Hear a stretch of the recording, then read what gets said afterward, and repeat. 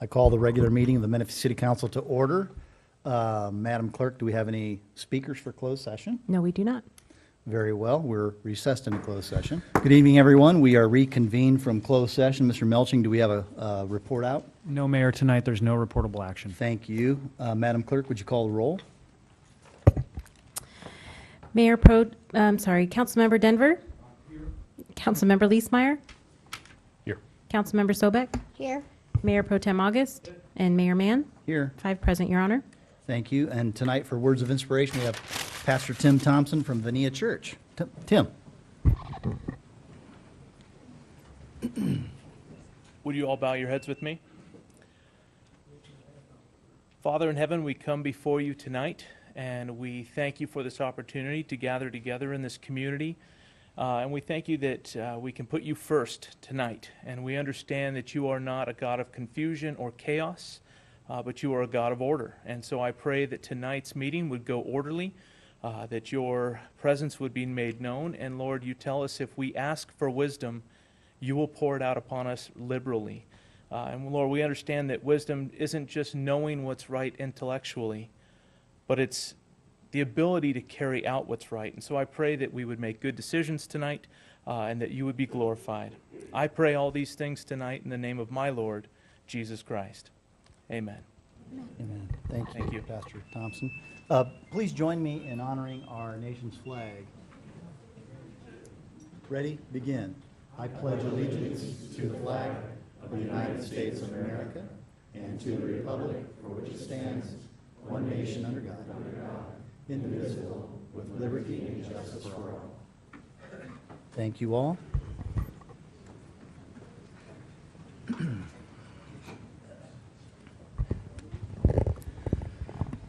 We have no presentations this evening, and that brings us to agenda approval or modifications. And with council concurrence, Madam Clerk, what I would like to do is I would like to reorder agenda item 12.1 and 12.2 and take and hear 12.2 first before 12.1. And my rationale, council, for doing that is there is an option in the staff report of 12.2 that, should we choose that option, would require a change in the decorum policy. So if that option gets chosen, I would like to be able to fold that into the decorum policy tonight, rather than bringing it back for another evening and pushing it off to another council meeting. So with your concurrence, I would like to have that done. Any objection? Hearing none, Madam Clerk, are there any additional modifications to the agenda?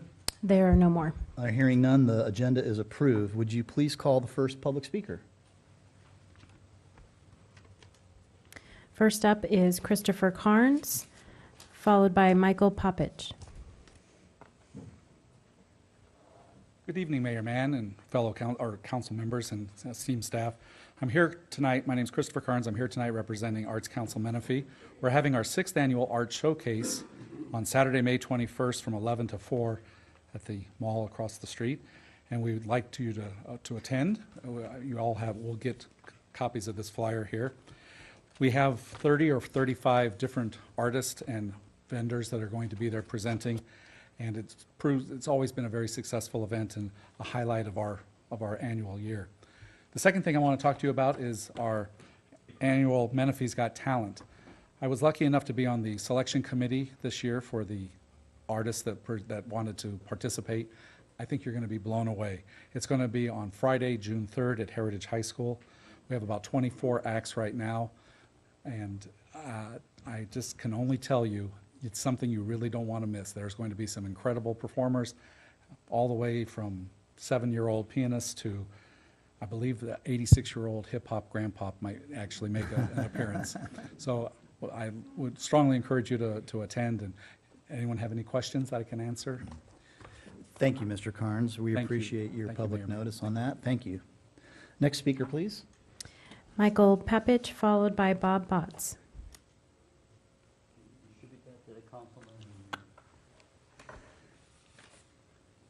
Good evening, Councilman and Mayor. My name is Michael Poppich. I have a subject here in brief concerning our weather, the drought I think it concerns everybody here and the locals. I'd like to talk about cloud seeding, increasing the moisture in our local areas, including Menifee, Canyon Lake, Murrieta, Temecula, etc. Now, apparently 105 years ago, a local resident, Charles Hatfield, known as the Rainmaker, operated from unincorporated Menifee and Hemet, as well as Bonsall in San Diego County, and he traveled in many western states. He was very successful. His reputation was tarnished when in 1916 he was contracted by the city of San Diego to fill Marina Reservoir with water by seeding the clouds. He accomplished that. He made the dam overflow even, but it didn't break. But he was accused of causing havoc with too much rain. Every bridge in the county was washed out, and severe flooding occurred throughout the county. Now, realize he did not have the aid of weather forecasting such as we now have, or satellite coverage for clouds coming into this area. If via satellite known heavy clouds are approaching the area, cloud seeding is a no-no. Who in the world would want to seed a voracious storm coming our way? It's unpredictable what would happen. As many places in the world seed clouds for rain, there are even here in nearby states professional certified cloud seekers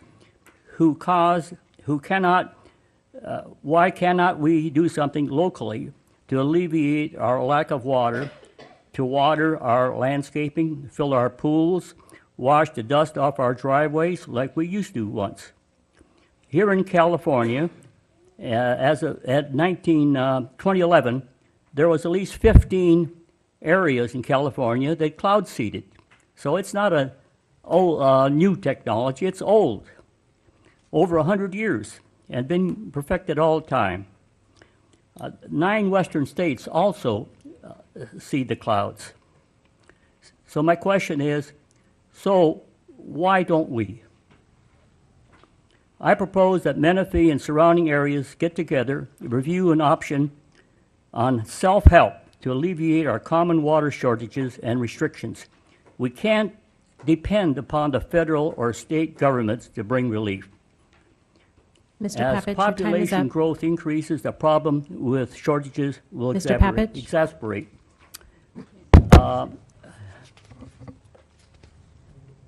Your time is up. I'm hard of hearing, man. Go ahead. Your time is up. Okay, I got 1 minute?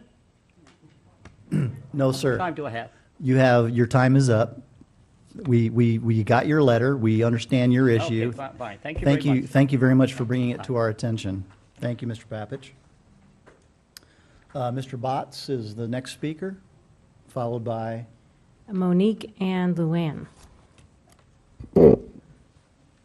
Honorable Mayor and Council, my name is Bob Botts, and my hat that I have on tonight is Chairman of the Bond Oversight Committee for the Mount San Jacinto College. You're probably aware that we passed a $295 million bond issue throughout the entire district of Mount San Jacinto College. I see some smiles. Long overdue. And by state law, the Board of Trustees has to appoint a 9-member committee.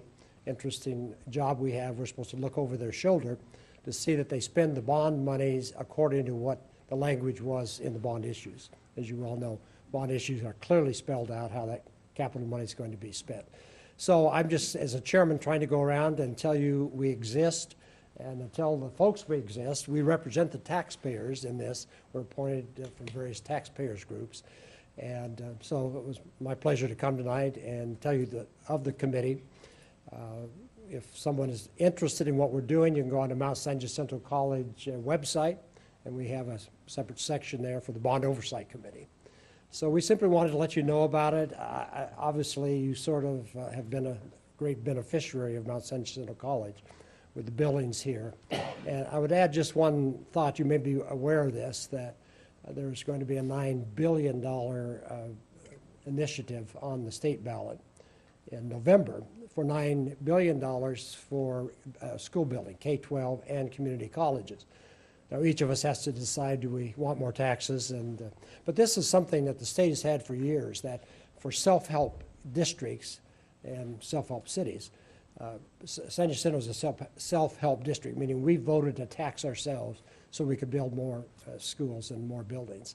And so if that bond were to pass, the college is trying to take that $295 million and leverage that against those state funds, and we could get close to $600 or $700 million.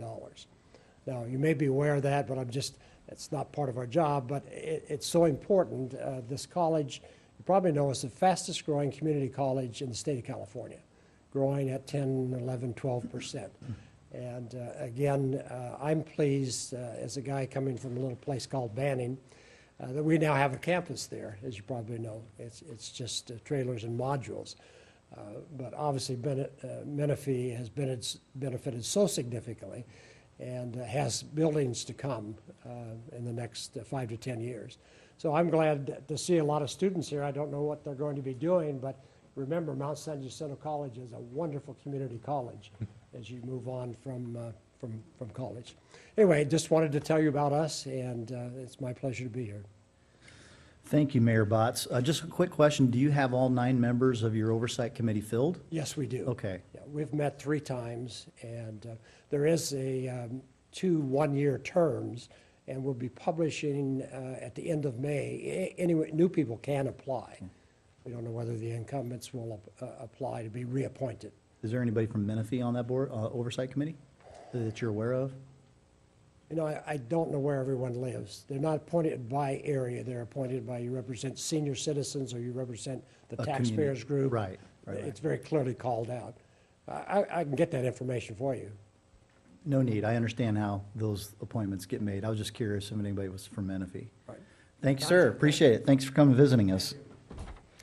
Monique and Luann, followed by Katie Manier.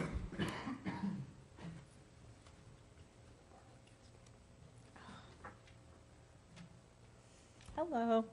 My name is Luann Nicosia, and this is my friend that lives down the street, Monique Rydell. And we've kind of just started a neighborhood watch program. I want to start by, I used to be a dispatcher back in the 90s, so I had about 10 years of police experience, and I want to start by thanking the police officers and sheriffs in this area.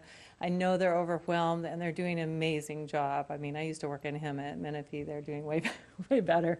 But anyways, we want to start by just addressing the best defense we know there's not even enough cops to go around for all the things that go on, but the best defense is a good offense.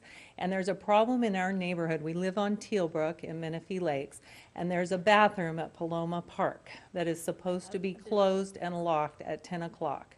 Just last night, there is so much activity out of that bathroom past 10 o'clock that spills over into our neighborhood in the form of thefts, cars being broken into, houses being, the different things that happen.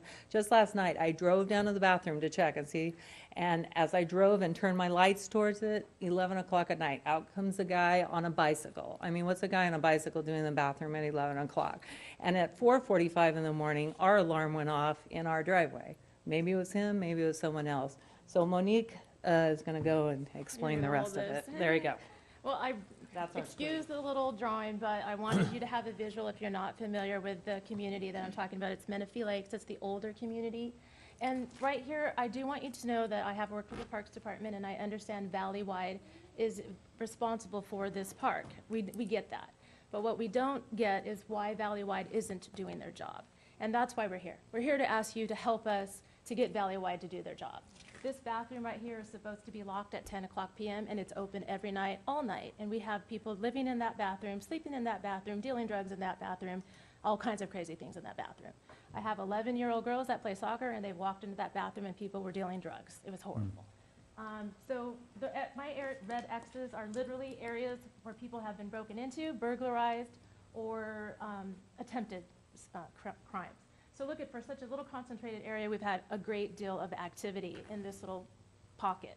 And most of it is surrounded around La Paloma Park. So we really, really just ask you, as the city, to help us address this issue for the safety of our little community, and it spills over into the whole city. What can we do? I mean, we're willing to have a volunteer on our street go lock that every night if the gentleman who's in charge of it can't. But what can we do to get that park bathroom locked at 10 o'clock like it's supposed to? That's all we're at. It'll help you guys, it'll help. We don't a want to have lot. to call and Yeah. bother law enforcement all the Well, time. thank you very much for bringing this to our attention, Council Member Sobek. Yes, thank you for bringing that to our attention. That is in my district, and I was wondering if staff, could we have them, can somebody get their information and we can follow up with them? Absolutely. If you'd like to meet Gina Gonzalez, she'll be in the lobby in just a minute, and she'll get you information, and we'll set up a time where we can meet with you. Thank you. Gina's right there. Thank you very much for bringing that to our attention. Thank you. Next speaker, please. Katie Manier, followed by Gary Luthener. Good evening. I'll start with saying, Jonathan, I think you're maybe in charge of the signal light at Garbani Road and Antelope, and I appreciate that. That's much needed. And the right turn lane heading north on Antelope to get to Garbani, good job, good job. Then I'm going to ask a couple questions, and I will be asking those of Sarah via email. Since becoming a city, I'd like to know how many lawsuits have been filed. What was the cost to the taxpayers? Every citizen in this city should know that. They should want to know that. We're taxpayers. We should not be paying for these frivolous lawsuits that are going on. How many have been settled? For what amount? And how many are still pending? How much has the city paid for all of its attorneys in this short period of time we've been a city? Every citizen in this city should be informed and ask those questions. This is taxpayer money, and I'm really glad to hear my taxes will go up now to support the community college. I'd like to know what their graduation rate is. This is, again, taxpayer money, and it's being mishandled at the hands of Rob Johnson and Scott Mann. Who initiated the majority of the lawsuits, and how much was spent to go after one particular citizen? Mr. Melching, could you briefly address that in terms of what our role is with our PARSAC and how that's, how the payments of those types of things are structured? Certainly, I'm sorry, Mayor, I'm just clearing my throat. Two quick observations. One is that as of today, I do not believe that the city is a plaintiff in any lawsuit. The only lawsuits currently pending that involve the city are lawsuits where the city has been sued. When the city is sued through PARSAC, it has insurance, and I believe it's self-insured deductible on most types of lawsuits. Tort claims types of lawsuits is $5,000. There are certain types of lawsuits that are not covered by the self-insured deductible. I don't want to say that, I don't want to create the impression that that's not the case. For example, Eastvale initiated a piece of litigation at the end of last year that had to do with debt forgiveness for the city that ultimately resulted in the city having $1 million in debt forgiveness from the county of Riverside. Eastvale challenged the implementation of the state legislation that allowed that to happen. Because that lawsuit was styled as a writ of mandate and was not a claim for damages against the city, the attorney's fees that have been spent in defending the city's interest and keeping that $1 million have not been covered by PARSAC. And so those circumstances do exist, but the vast majority of the city's lawsuits are covered by insurance. Thank you very much. Next speaker, please. Gary Luthener.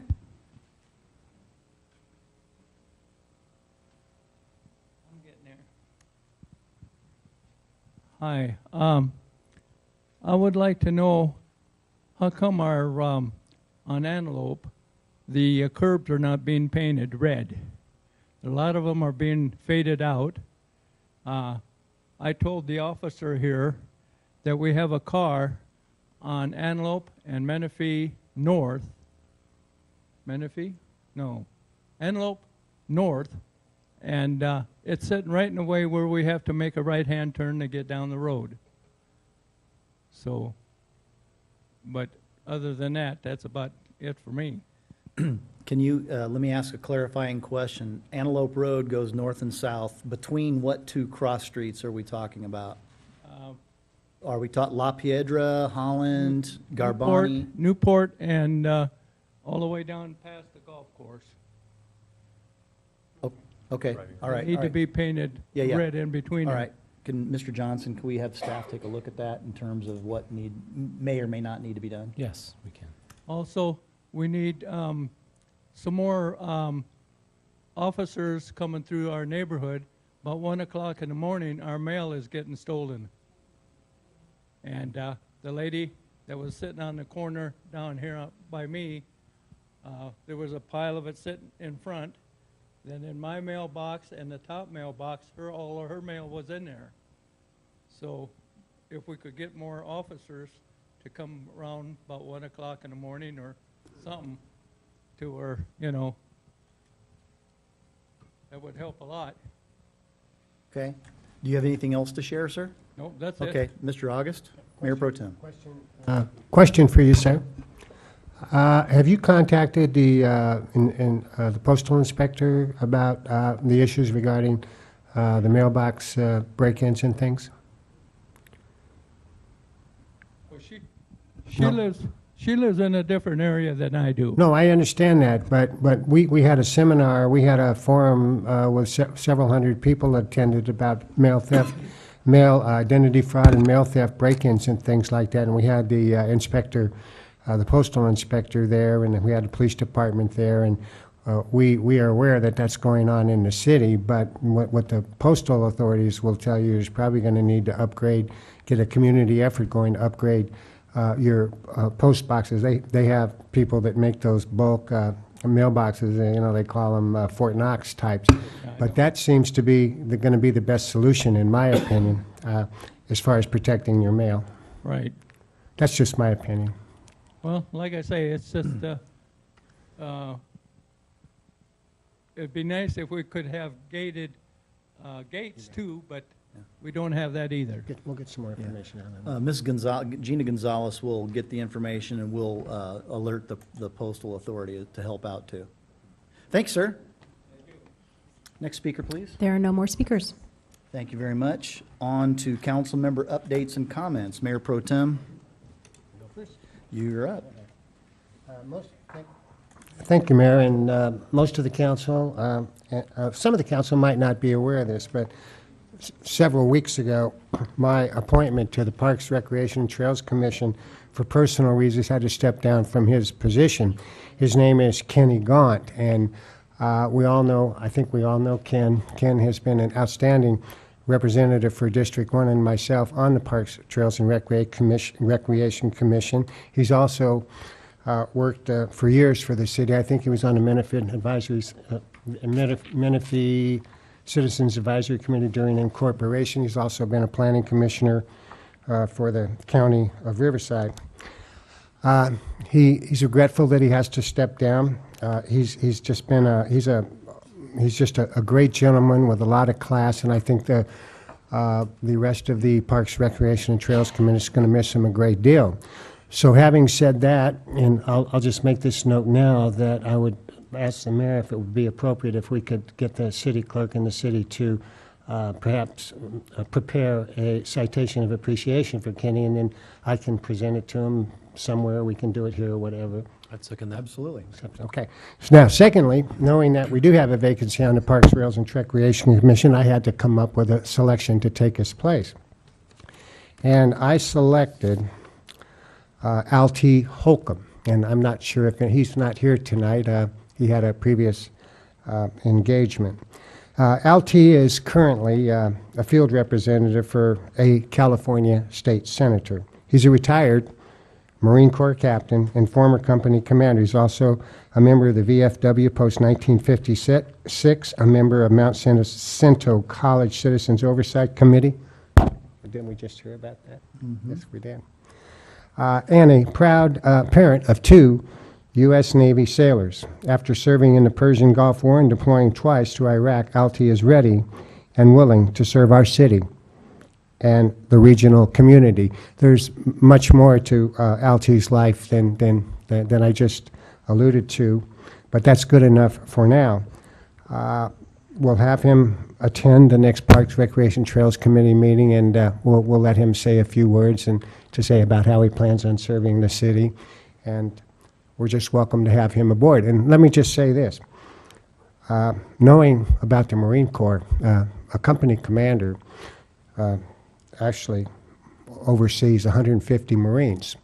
And me being in the Marine Corps, I know how difficult that job is.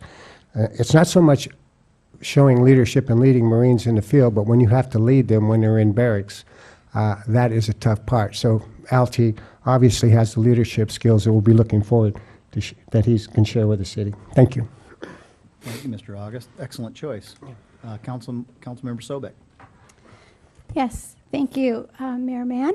I wanted to make a couple comments on a couple things on the consent calendar, but I didn't want to pull them. And one is, I just wanted to give kudos to Community Service Department for the $50,000 grant that you received from Valley Health System. And I'm looking forward to a re-grand opening when you finish all that stuff at the park there on Waladera. Also, I noticed in our packet too, we have a proclamation recognizing Mental Health Month, and besides just doing besides a proclamation, I'm glad to see that our city's doing a health and wellness fair that will be at the Case Sinicero Center on May 23rd for our city. I wanted to give a little bit of just say thank you to all the volunteers and all the businesses who came out for our 4th annual Menifee Better Together a couple Saturdays ago. We in the city, and I see some of you out here tonight who came and were volunteers, and I see our Sun City Civic Association president, who, again, the Civic Association lets us use their facility for free. I have to let you know that volunteers come out, and all of the barbecue, the shaved ice donated, I can't even say everything. Everything was donated. And it's just amazing to see how our city comes together once a year. This is our 4th annual Community Day of Cleanup, how we come together and help lift heavy hearts and heavy hands in our senior community. Every time I've done this, I take away the need that is in our senior neighborhoods. There are so many seniors that need, and I'm glad that we do this.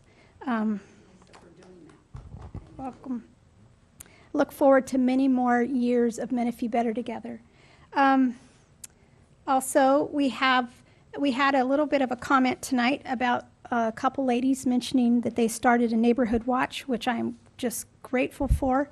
Part of that, an arm, I guess you can say, of it, is CERT. If you haven't heard of it, Community Emergency Response Team. This is a program that our city offers 4 times a year. It's free to the residents. It's a 20-hour course. And if you want to know what to do in case of an emergency or a disaster, I would encourage you to take that course. It's coming up, and I'm sure there's flyers in the foyer, but it's May 13th through 15th. I took the course the last time it was around, and I can say that every minute was worth it. And if you can take that course, I would encourage you. Lastly, Mayor Mann, you mentioned at the end of our last meeting a quick note, and I just want to reemphasize your announcement because tomorrow is our National Day of Prayer in our country. And this year the theme is Wake Up America. It's a national observance held on the first Thursday of May each year, inviting all faiths to pray for our nation and our cities and state. It was created in 1952 by a resolution by the U.S. Congress and Harry Truman. And as far as I know, there, as you announced it, there is a prayer service at Eagle Ridge Church from 6 to 8 tomorrow night. Also at Revival Christian Fellowship, there's a prayer service at noon and again at 7 at night. And then the Menifee Interfaith Council is having a prayer breakfast, which will be held at St. Vincent's Catholic Church. And if you're unable to make one of those events, they encourage all of us to pray for our nation at noon on tomorrow. So, thank you. Excellent, thank you. Councilmember Leesmeyer? Yeah, just a couple things. Wanted to remind everybody of the Relay for Life coming up on May 21st at Paloma Valley High School. Opening ceremony on that Saturday will be at 9 a.m. and at 9 p.m. that night there will be a luminaire glow. It's in order to celebrate survivors and those we've lost with cancer. And if anybody would like any more information on that, they can contact Jennifer Griswold at 951-219-0883. I wanted to thank Gina Gonzalez for pushing out a press release here. This is actually an issue that I was going to talk to our city manager about, but it looks like they're on top of it. The pedestrian path around the flood channel, right out here, around the town center area, has some 3 and 4 inch wide cracks all across it. And the city has gotten some DIF money together, and they're going to start making repairs. So for periods of time, segments will be closed, and repairs will be taking place out there. So I'm very thankful for that, because that's one of the things that I use, and I know a lot of other people that do use it, and I've actually had a lot of complaints about that. So thanks. It's awesome. And you know, just to remind people too, that trail is not really a pedestrian friend like type of thing. That wasn't what the intent was. It just happens to be that. That's actually flood control's access road to access that flood channel in case of an emergency or a blockage or something like that. And the city has taken the initiative to repair that, so that because recognizing that the people use it as much as they do, we've taken the initiative to make the repairs on that. So big kudos to the city for that. And last, wanted to say thanks to Robert Lennox and his team for the work they've been doing out there in the parks. Lyle Marsh Park in the last couple of weeks has gotten its new benches underneath the canopies. Those have fresh coat of paint on them. Some trash cans coming soon. Lazy Creek, all of the playground equipment, fresh coat of paint on that. And the skate park has had a lot of upgrades as well, with more coming. So we're making a lot of progress in the park side, and I really want to say thanks. It means a lot. That's it. Thank you, Mr. Leesmeyer. Mr. Denver? We had a wonderful event last week, the grand opening, or the groundbreaking of the Kaiser Hospital. Lisa Sobek and myself were there representing the city, and it was a magnificent event. It's going to be a beautiful, big, huge hospital. Those of us that are Kaiser people are kind of looking forward to this hospital. It's multi-layered. It's going to be built and then built and then built and then built, and we're looking forward to it. It's really a nice project that'll serve all this area. Thank you, Mr. Denver. Well, the beauty of going last is that in this particular case, I don't have a lot to share. I just have to report out that I did attend the Riverside County Transportation Commission Projects and Programs Committee meeting last week. There was no significant action taken that's reportable. And I would like to echo some of the comments that Councilwoman Sobek made about the Menifee Better Together. But I would like to thank staff and your efforts on the weekend. Oftentimes we don't go out of our way to say thank you and recognize you for the time that you do on the weekends and all of our special events, and we just really appreciate it, and thank you on behalf of the whole council. That concludes my update. Are there any other updates or comments? Hearing none, we are on to approval of minutes. Are there any modifications to the minutes of the special city council meeting from April 20th and the regular city council meeting immediately following on April 20th? Hearing no modifications, those minutes are approved. On to the consent calendar. Is there a motion to approve the consent calendar tonight? I make a motion, we approve the consent calendar. We have a motion. Is there a second? Second. Call the roll, please. Mayor Pro Tem August, Aye. Councilmember Leesmeyer, Aye. Councilmember Sobek, Aye. Councilmember Denver, Aye. and Mayor Mann. Aye. That passes 5-0. Thank you very much. We are on to public hearings. We have 3 public hearings tonight. Agenda item 11.1, Community Services Facility Use Policy and Fee Schedule Adjustments. Mr. Johnson. Yes, thank you, Mr. Mayor, members of council. We do have a brief staff report. I'll send the balance of the item to Community Services Director Robert Lennox. Thank you, City Manager Johnson, Honorable Mayor and council members. Item before you tonight is a new resolution amending or adjusting recreation and park fees for the city of Menifee.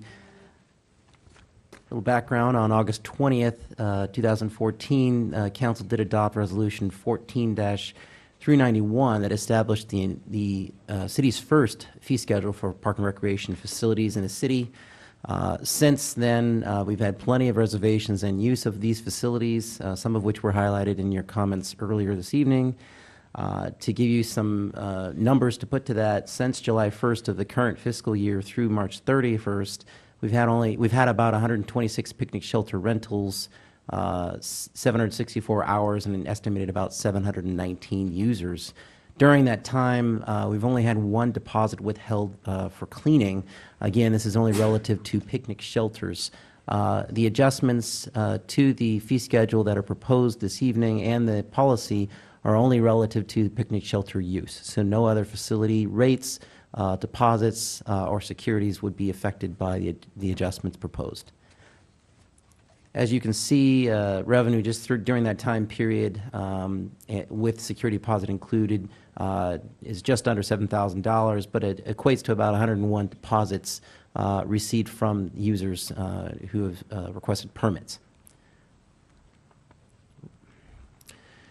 Typically, though, when a deposit is refunded after each use, it takes about 4 to 6 weeks to process before it gets back to the permittee. And equates to about 30 minutes of staff time to prepare, which does exclude the finance department staff time to process it. We are anticipating about 4 to 6 new shelters coming online in 2016, which would increase those numbers even more. And so the current shelter fees are on the table on the bottom left here, and the proposed are on the table on the right. And the changes that are being proposed are eliminating the deposit, and then increasing the fee for small and large for residents and non-residents by $5 across the board. The additional $5 would go towards staff time to do the processing, as well as any cleaning thereafter or facility improvements resulting from the increased use of those facilities. So this evening, the recommendations are for the council to conduct the public hearing for the amendment of the community services fee schedule, approve the adjustments to the community services department facility use policy by eliminating the deposit only for picnic shelters, and then adopting resolution 16-511 to establish the amended fee schedule for those facilities. That concludes my report. Thank you, Mr. Lennox. Are there any questions from council to staff? Ms. Sobek? Yes, Mr. Lennox, I just have one question. If you were to eliminate the security deposits, if there was a circumstance that comes up, how would that be handled?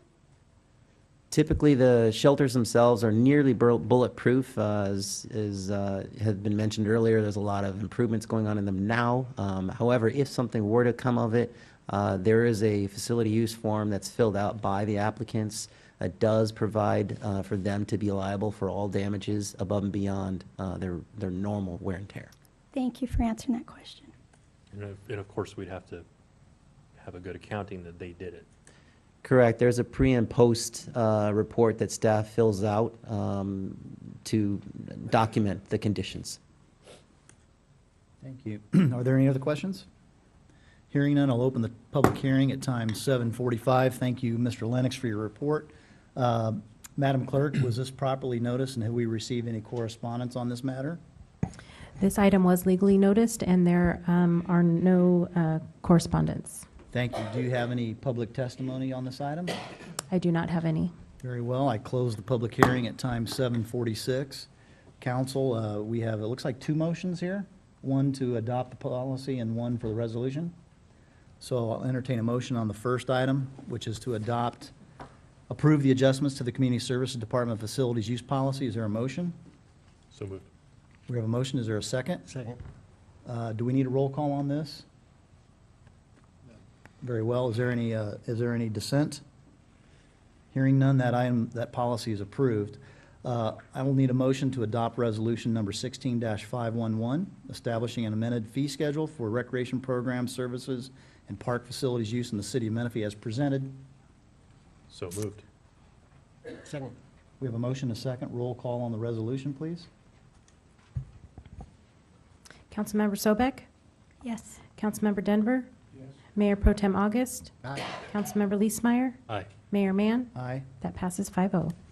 Thank you all. On to agenda item 11.2, public hearing for Community Development Block Grant Program Substantial Amendment to Program Year 2013 and 14 and 2014-15 Annual Action Plans and the Consolidated Plan through 2012 and 2017. Mr. Johnson. Thank you, Mr. Mayor, members of the council. Finance Director Bruce Foltz will start the item, I believe, and have staff present. Thank you, Mr. Johnson, Honorable Council. Tonight we'll present the CDBG Annual Action Plan. Margarita Cornejo is our CDBG resident expert, and should be handling or presenting to you item 11.2 as well as 11.3. And with that, Margarita. Good afternoon, Mayor, council members. Tonight I have two public hearings. I have a PowerPoint presentation for our typical annual action plan, but I'll start with the substantial amendment to the 13-14 and 14-15 annual action plans and consolidated plan. This is merely a formality following our citizens participation plan. Anytime that we're reprogramming funds unused or carryover, we are required to do a public hearing. So essentially there are $1,743.96 from a myriad of projects that have been completed to date that we want to carry over into one of the projects for this upcoming year. As well as we're kind of cleaning out the consolidated plan with reference to the Canyon Heights Park project that was reprogrammed about 2 years ago, just to match with what we have actually done in the last few years. So with that said, the recommendation for the first public hearing, or for the first item, is that you conduct a public hearing related to the substantial amendment, and subsequently to the public hearing, adopt resolution number 16-512, approving the substantial amendment to the 13-14, 14-15 annual action plans and the consolidated plan. With that said, if you guys have any questions, I'd be happy to answer. Thank you. Council, do you have any questions on the staff report? Hearing none, I'll open the public hearing at time 7:49. Madam Clerk, was this properly noticed, and have we received any correspondence on this item? Yes, it was properly noticed, and we have not received any correspondence. Thank you. Do we have any public testimony?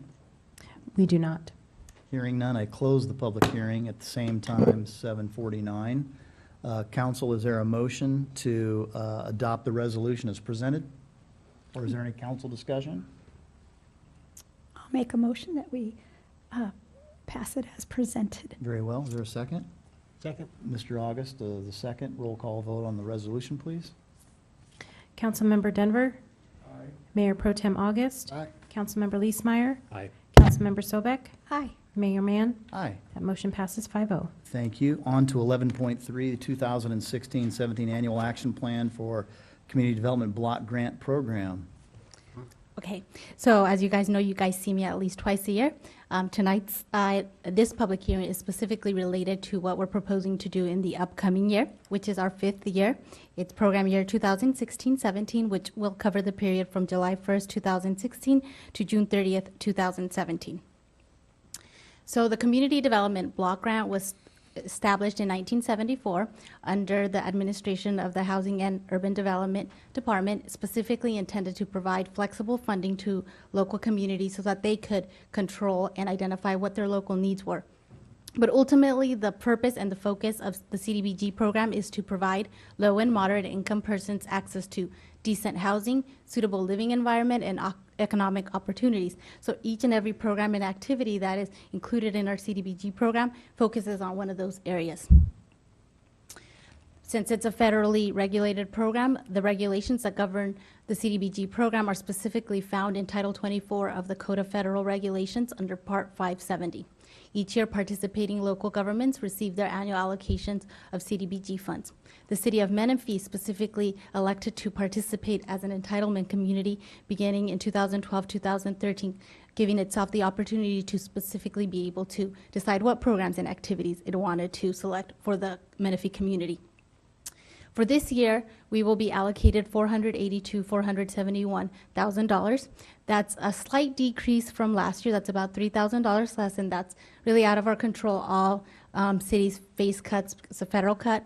In fact, ours was minimal compared to some of the surrounding cities. Comprehensively, following our 5-year consolidated plan, all of the programs and activities fall into one of 4 categories.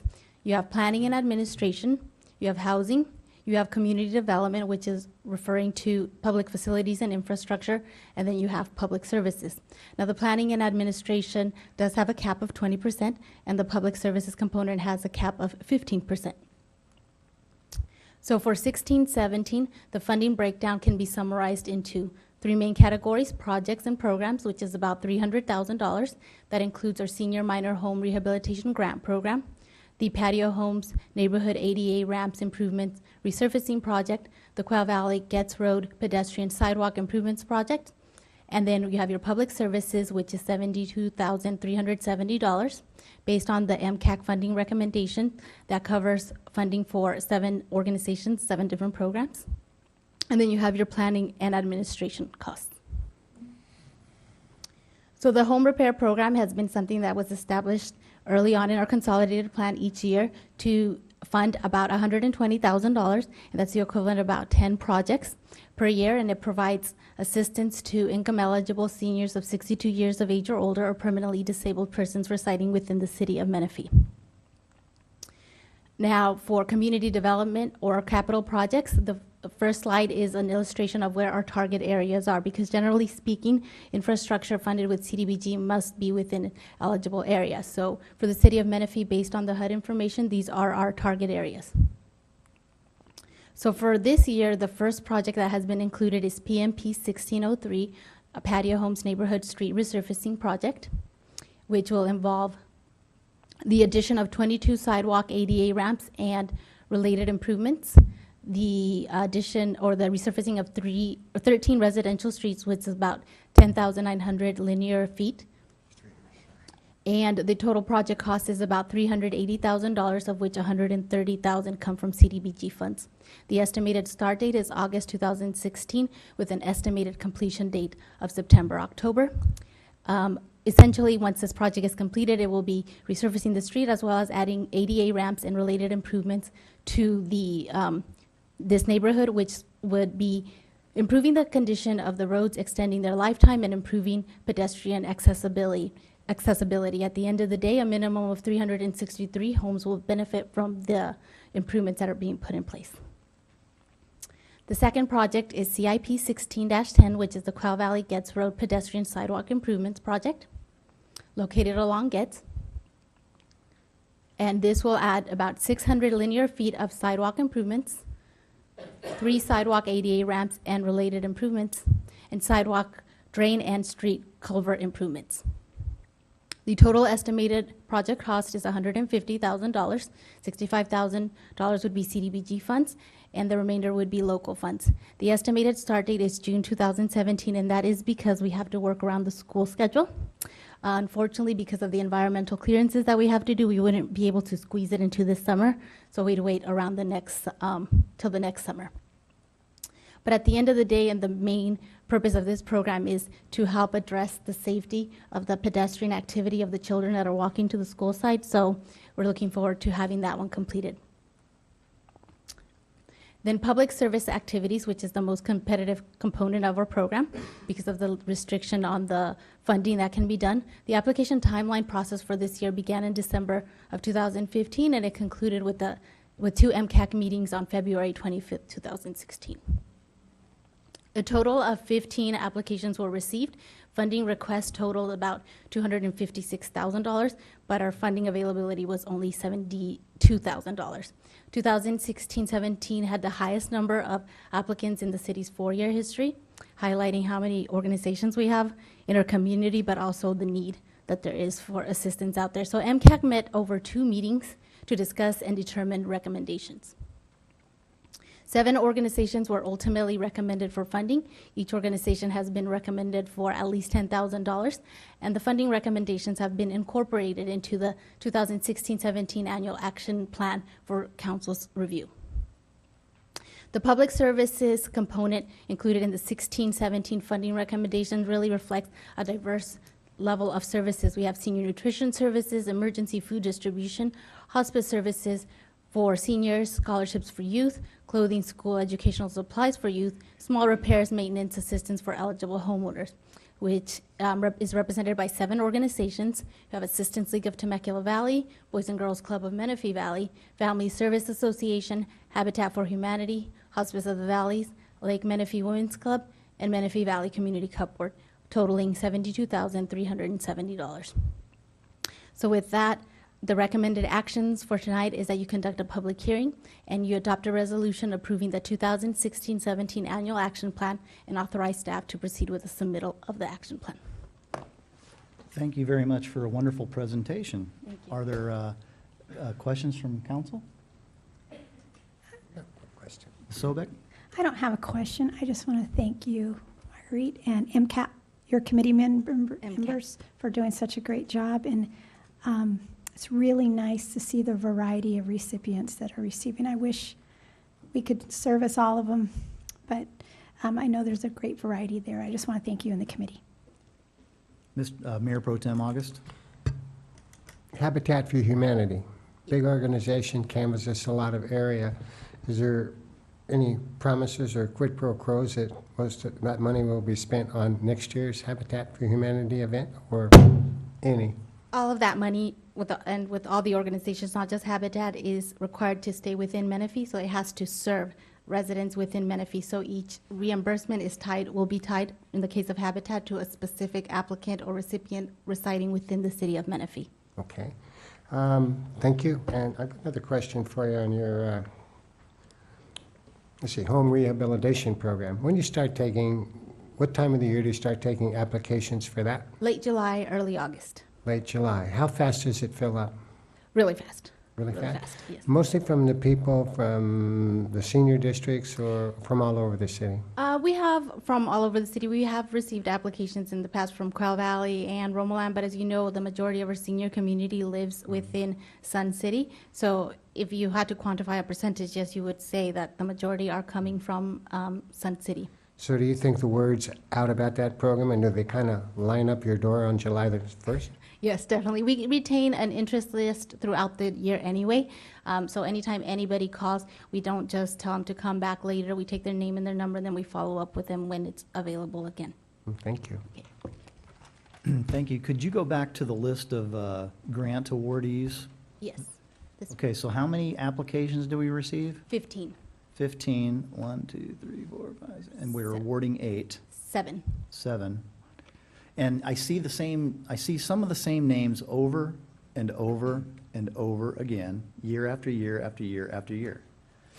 And I'm not bashful by saying that I have a small challenge with that, because I realize that there are other people who are in need and there are other organizations. Now, I realize that there may not be some criteria that are met, or maybe an application doesn't look as good as some of the others, but I recall last year and maybe even the year before that, and I think this will be the 3rd time I've mentioned it, why do we have block grants set at $10,000, and why can't we change it to 5 and spread the money around a little bit more? Now, the $10,000 minimum has been an adamant emphasis of HUD that we do no less than 10.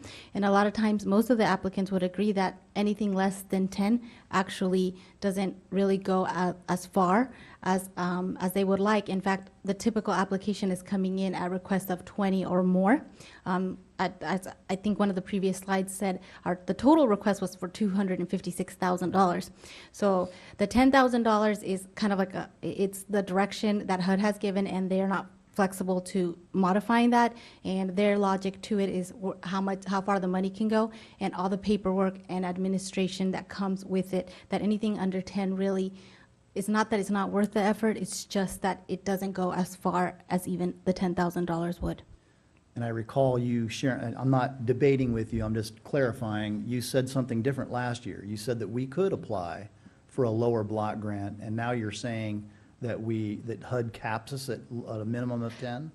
Because I asked about a $5,000, that we would have to apply for it and to modify our program, but you're saying that HUD won't allow us to do that? If I don't recall verbatim what the question was last year, I think the question was brought up again, and I relayed that I would follow up with HUD to see if there was any flexibility again, and they still have given Okay. us the same response. All right, thank you. Okay, good. That's the only question I have for now. Mr. August? Just, yeah, and you know what, Mr. Mayor, I tend to agree with you on that. Is, I understand it, that it was the Menifee Citizens Advisory Committee that picked these figures for us and chose the selection where these things go. For next year, do you think we should make your concerns and my concerns known to the Menifee Citizen Advisory Committee, or would we be inappropriate in doing that? I think we should explore the program and the process, the administrative process of it, because to my recollection, Mr. Johnson, I don't think we've changed Menifee Citizens Advisory Committee members for several years, to my knowledge. And I know they're doing a marvelous job. They've done a marvelous job in the past. I'm not challenging the things that they've done, but perhaps we need to explore some additional appointments or some other appointments of members.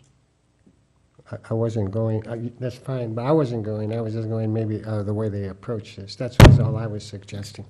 Yeah, no, I'm on board with that. I think one or two of the members that I originally appointed on the council in 2009 when the program first came on are still on the committee. And so perhaps, Mr. Johnson, am I wrong on Yeah, the membership? Mr. Mayor, members of council, this was, I believe, the first year it actually changed. We took the old, or maybe it was last year. Yeah, last year. So this is the second year of the new MCAC. Instead of having that 13-person board with 3 alternatives, we came to council and had a resolution to take 2 folks from the Planning Commission, Right, I the recall. Senior Advisory Committee, the Youth Advisory Committee, and the PRTC. And this is their second year. So, but you're right in the fact that you see a number of the same organizations, and you're right that a number of the same people serve on the MCAC, even though they're now on different committees and commissions. What we've seen, and you know, I've been doing CDBG programs since I worked in Oceanside back in the year 2001. What you typically find is organizations that really do a phenomenal job through this federal program, and it is a lot of paperwork. This binder is about, if you saw this agenda packet, like the papers that are in front of you, or Mr. August's notebook, that's probably 1 year's worth of CDBG notes for one organization for about $10,000. So the one concern that I have had throughout the years is I think it's really important when organizations are obtaining CDBG funding that they're either expanding their program or creating a new portion to their program, because that's showing that there's a need that's not currently met that's going to be met in the following year. And I think that's where these folks kind of rise to the top there. They are large organizations. They do come through annually, but they seem to be expanding their programs and offering more with the funding that's given to them. So we're open as staff always. We can adjust the MCAC, the committee. Maybe there's a rotation that should happen so that other people in the commissions get an opportunity to fulfill the obligation of the MCAC, and that could change it up a little bit. All right, thank you for the comment. I was just asking for the clarification. I'm not asking for that, for the council to ask that to come back now, but I tend to agree with Mr. August. Perhaps, I think we just need to maybe re-examine how we award and who we award to, and be mindful of the people who are on the MCAC that are also involved in some of these organizations. That's my biggest concern. Ms. Sobek. Mayor, I appreciate your comments that you've made. Having been a member of the MCAC and having that experience, I have read those applications and been involved in the process, and I want you to know that sometimes you receive applications from individuals or organizations that don't even live or don't even work, or they're not even in the city of Menifee. So right there, you have to take that into consideration. Also, this is a committee that has been appointed. These are members who volunteer their time. Again, having served on it, I believe that we should support them in the decisions that they make. And having the experience, sometimes you see things on the outside, you think it's, you're not for sure how things work, but being on the inside and on the other side, I can say that it's done in a very professional manner and very detailed research and reading that's involved in Well, the process. I'm not sharing with you how I'm going to vote. I'm just asking questions of staff, and we will debate amongst ourselves when we conclude the public hearing. But I appreciate your comment. But I will say, I mean, I realize that many of these organizations operate in Menifee, but equally, the headquarters are not in Menifee. And we all have to recognize that. And I will continue to make those comments every year on this program. Are there any more council questions of staff? Hearing none, thank you very much. We'll go ahead and open up the public hearing at time 8:07. And Madam Clerk, was this properly noticed, and have we received any correspondence on it? Yes, it was legally noticed, and no, we have not received any correspondence. Thank you very much. Do we have any public speakers on the matter? Yes, we do have a few. First up is John Wan, followed by Don Smith.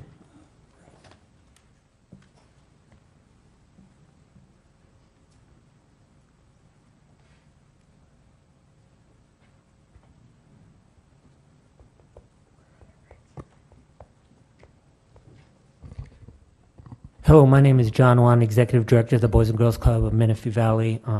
Thank you very much for giving me the time. We've been nominated as one of the organizations to receive $10,000. I've passed out a little form, some fun facts. 2015, we served 1,158 children. Currently, this year, right now, we have 1,031 current members. Our average daily attendance, we have 260 kids per day.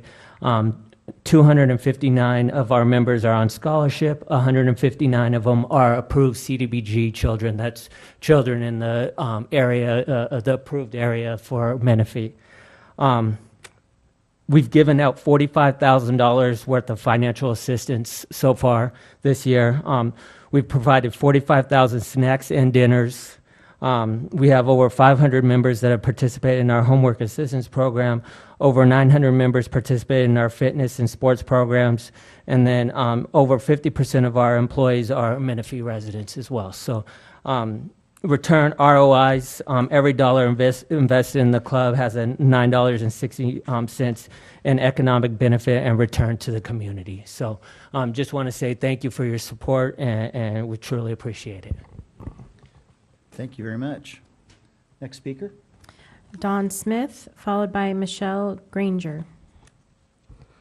Good evening, council members. And the puzzled look is you're saying Smith? Yes, yeah. Smith. And thank you for giving us a moment to, first of all, thank you for your support in the past. And I like always to take this opportunity to thank all of the citizens of Menifee, without whom the cupboard could not operate. In 2015, the community donated 166,000 pounds of food. That's the equivalent of somewhere in the vicinity, just shy of $300,000 in dollar value, and is the greatest portion of where the food comes from. And they also donate, we also have over 42 volunteers every month who donate thousands of hours to make sure that this goes out without us having to hire people to do it. I'll take this moment to also pitch that on May 14th is the National Letter Carriers Food Drive. It's one of the biggest food drives in the nation. So talk it up with your letter carrier. Make sure he gives you a postcard. Make sure if you put food out on May 14th, they'll bring it in, and the cupboard will be the recipient. All of that food collected in Menifee stays in Menifee with the community cupboard. So again, thank you so much for that support from the community.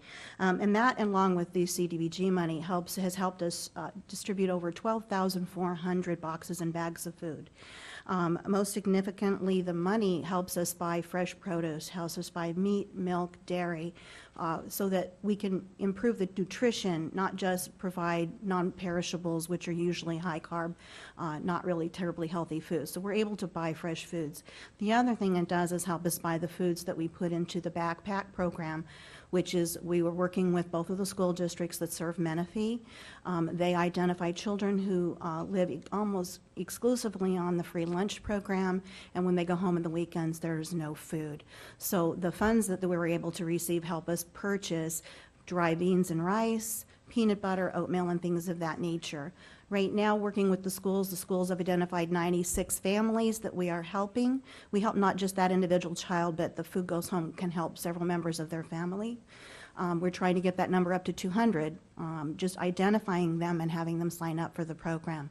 The purpose also of that program is to reach into the community, make them aware we're there to help them, and to encourage them to come to the cupboard for full support. So again, all of that is possible only with the cash donations that keep those programs possible. Who else are we helping? The vast majority of households are single-member households, elderly females mostly, who are living on survivor's benefits, which is less than $1,000 a month. So again, this is a tremendous help to many of them. So thank you for your support in the past and for hopefully your support in the future. And if you have any questions, I'll be happy to answer them. I know most of you, I get a chance to tell you all the time. Thank you. Thank you very much. Michelle Granger, followed by Dorcas Shackman. Good evening, Mayor and council members. My name is Michelle Granger. I'm the Food Service Director for Senior Nutrition Program with Family Services Association. We appreciate the staff recommendation to fund the senior meal program for the residents of the city of Menifee. These funds are especially important now because of the cuts we received from Office on Aging for the last 2 years. FSA has been serving the city of Menifee for over 20 years at the Case Cenicero Senior Center. We are estimating serving 29,000 lunches this fiscal year. These lunches are provided at the Case Cenicero Center and are homebound meal delivery in the city of Menifee and surrounding unincorporated areas. We will serve over 500 unduplicated seniors living in Menifee annually. We appreciate your investment in the services for your senior population and continue our partnership with the city of Menifee. We look forward to City Council approval of our request for funding. I'd be happy to answer any questions anybody has. Councilmember Sobek? Yes, I have one. Mrs. Granger? Yes. Okay, I have one question. You mentioned the homebound food Yes. program. I was unaware that we had that. Could you share a little bit of what that is? Yes, we do have a home delivery meal program that comes out of, the food is actually cooked in our central kitchen in Marina Valley, and it's taken over by a hot truck to Case Ceniceros, where it's taken out to the homebound. I believe it's we're going to be doing over 1,000 homebound in that area, 14,000, I'm sorry, for the homebound in Menifee and the unincorporated areas. How does one apply for that? They call the Riverside Office on Aging. They do what's called a 100X form. They get all the information, and the only requirement is that they're 60 years old and that they are homebound. Thank you. You're a new recipient this year, aren't you? Yes, thank you. Yes, thank you very much. Thank you for what you do. Thank you. Thank you. Next speaker, please. Dorcas Shackman. Good evening, Mayor, council members. I'm Dorcas Shackman. As you probably know, I've been here a few times. I always come with a prepared speech, and tonight I'm not going to read it. What I'd like to do is to refer to a few items on the agenda, but I want to start off by saying and making sure that you know that Assistance League of Temecula Valley is not headquartered in Menifee. We have a building that we purchase and we own, and it's in the city of Temecula.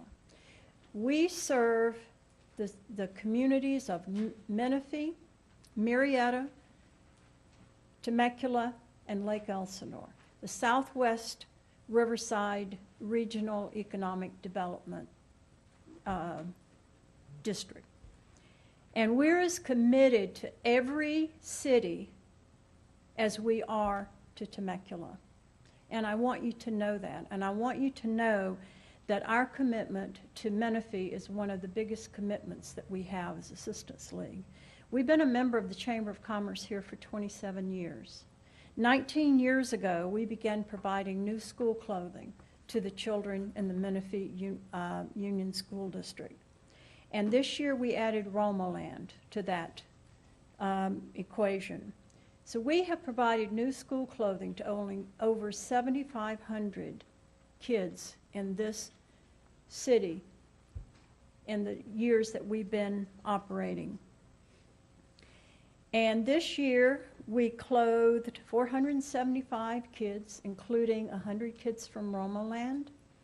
And our total this year, we hit a grand total of 2,048 kids for all of the different areas that we operate in. And once again, I'll remind you that we are all volunteers. Operation School Bell, who we ask for funds for, is of course our main philanthropic program. And to show you what our commitment is to this community, we partner with many of your nonprofit organizations in this community. We work with the Menifee Community Cupboard. We've provided all of their backpacks for their weekend backpack program. In addition, at Christmas time, when they need gift cards for the teens, because you can't give stuffed animals to teens, we provided $750 of gift cards for In-N-Out Burger to be handed out to the teens for the Christmas program. We provided books for the Menifee Boys and Girls Club to start their library. When we took the books over there, we had about 800 books that we brought over there. They had no books in their library. We provide grants every other year to the Menifee Your School time is up. District teachers. Okay. Next week, Menifee will be receiving 75 elementary school and 30 middle school backpacks from the Assistance League. So thank you very much. We appreciate you. Thank you. Next speaker, please. There are no more speakers. Thank you very kindly. I'll close the public hearing at time 8:18. Council, is there any discussion? Hearing none, is there a motion on the 2016-17 annual plan for the Community Development Block Grant Program for Resolution 16-513? Motion to approve. We have a motion by Mr. Leesmeyer, second by Ms. Sobek. Call the roll. Mayor Pro Tem August. Councilmember Leesmeyer. Aye. Councilmember Sobek. Aye. Councilmember Denver.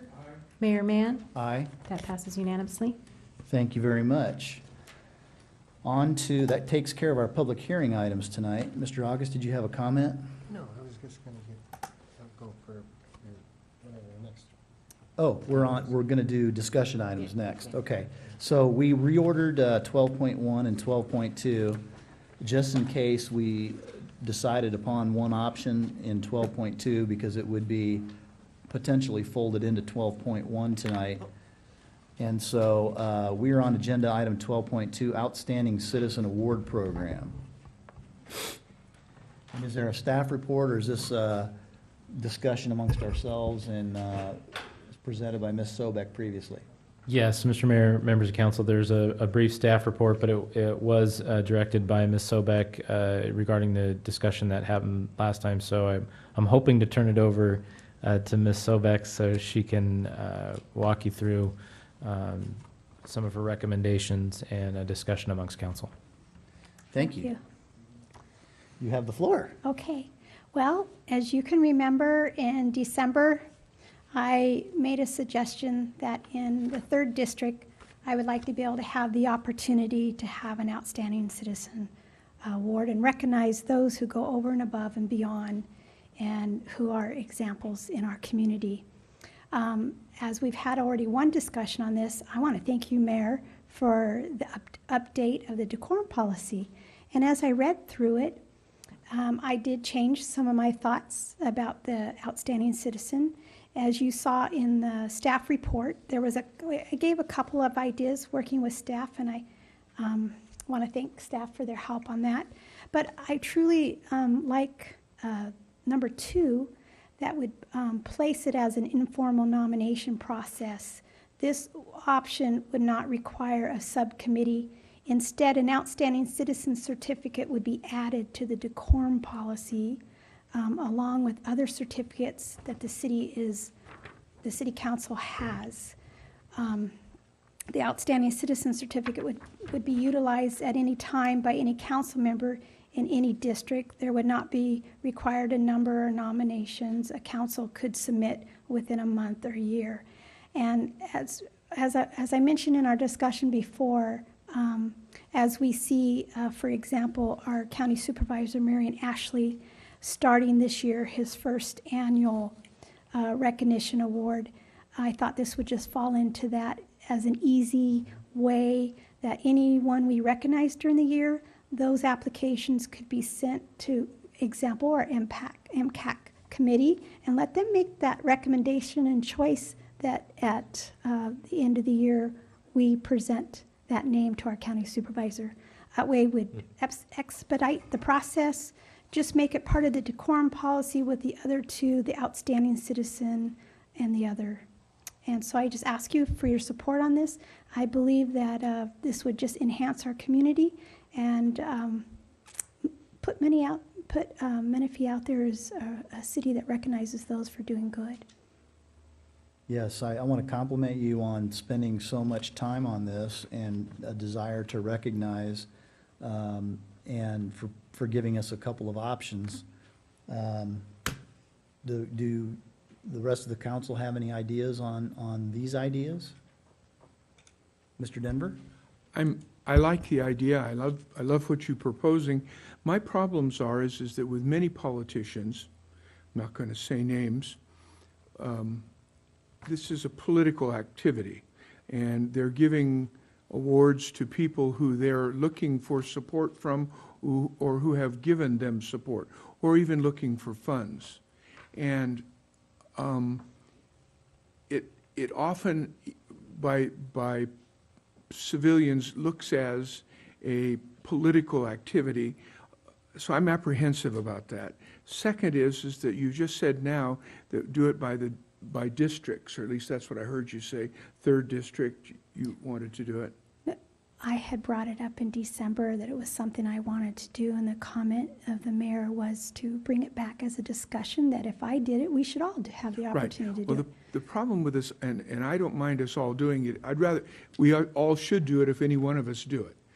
But on the other hand, for the reasons I've mentioned, I'm not sure it's appropriate. Second is, I think what your original proposal was to have staff be involved in it and collecting the applications and making decisions, sorting them so that we would look at it.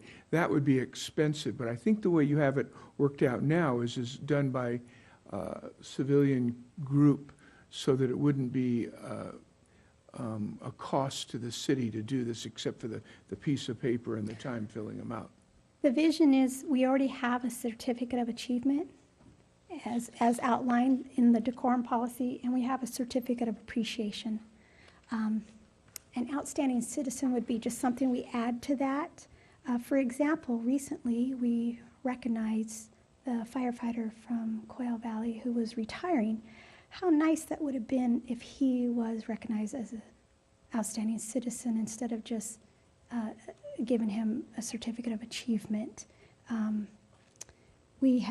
As I have served on the council and have met wonderful people in this community who go over and above and beyond. One, for example, I'll just share, that I met at Menifee Better Together is Major Sergeant Man? Is that how you say it? Or Sergeant Major? Sergeant Major. Sergeant Major from Paloma Valley High School, and the work that he does with those over 200 cadets is amazing, and the hours that he puts in over and above his regular pay scale. My research has showed that where citizens are more engaged in a community, there's less crime. That is something that we could look at as well as a benefit to this. It's just an option to add to the decorum policy as an option of either a certificate of achievement, if that's appropriate, a certificate of appreciation, if that's appropriate, or an outstanding citizen if that's appropriate, or a proclamation. So it's just to add to it. Other comments? Well, you have to be careful who you give them to. When your first time that you mentioned this, you talked about giving them to the ex-mayor's wife, and the old mayor's wife. That was who you originally spoke of, and that's a very political move. And not even if you meant that. I'm not accusing you of making a political decision. I'm just saying that a lot of people would see things like that as a political move. It's very it doesn't just hurt you, those moves, it hurts the whole city. If you take Ashland's city council, county people, some of those awards are considered to be political. And that I'm not telling them what to do, and they can do it as they wish. But I think we need to be careful when we do this. And I think the idea that we have awards, appreciation for different things, complimenting them, firefighters are doing, we do that all the time. We can do that anytime we want.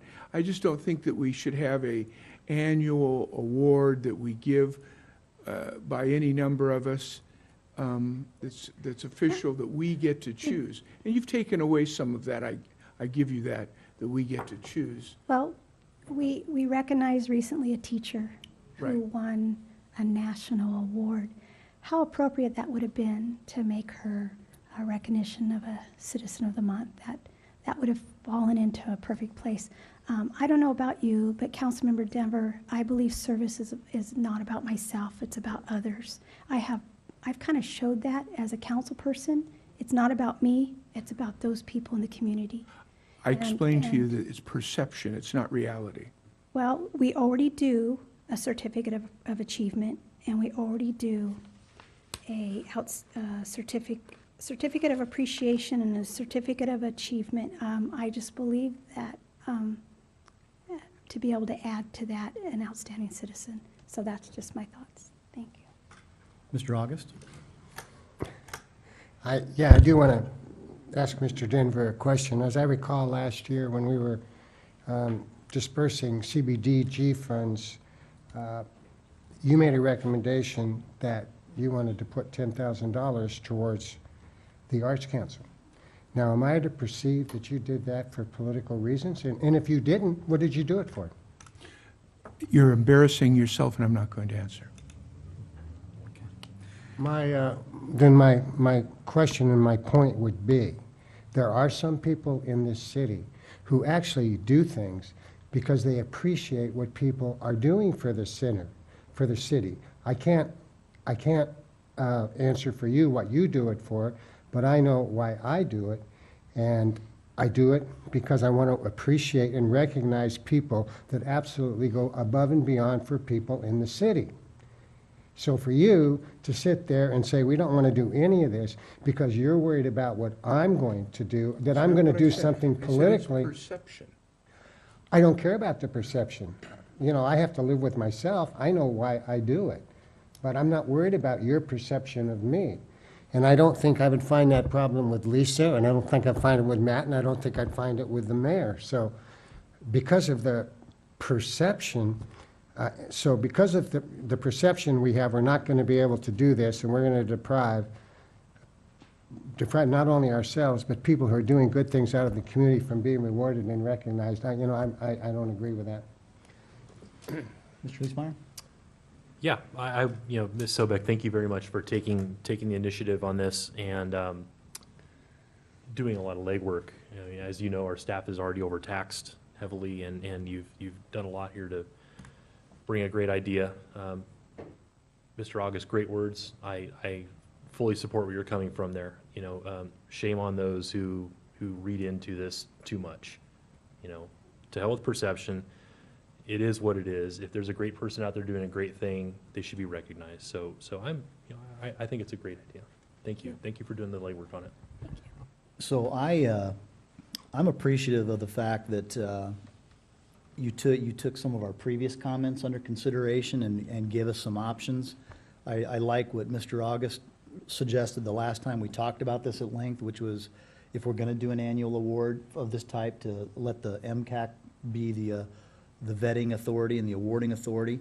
So I like the fact that it's informal. I like the idea of it going into the decorum policy. It's a natural fit, I think.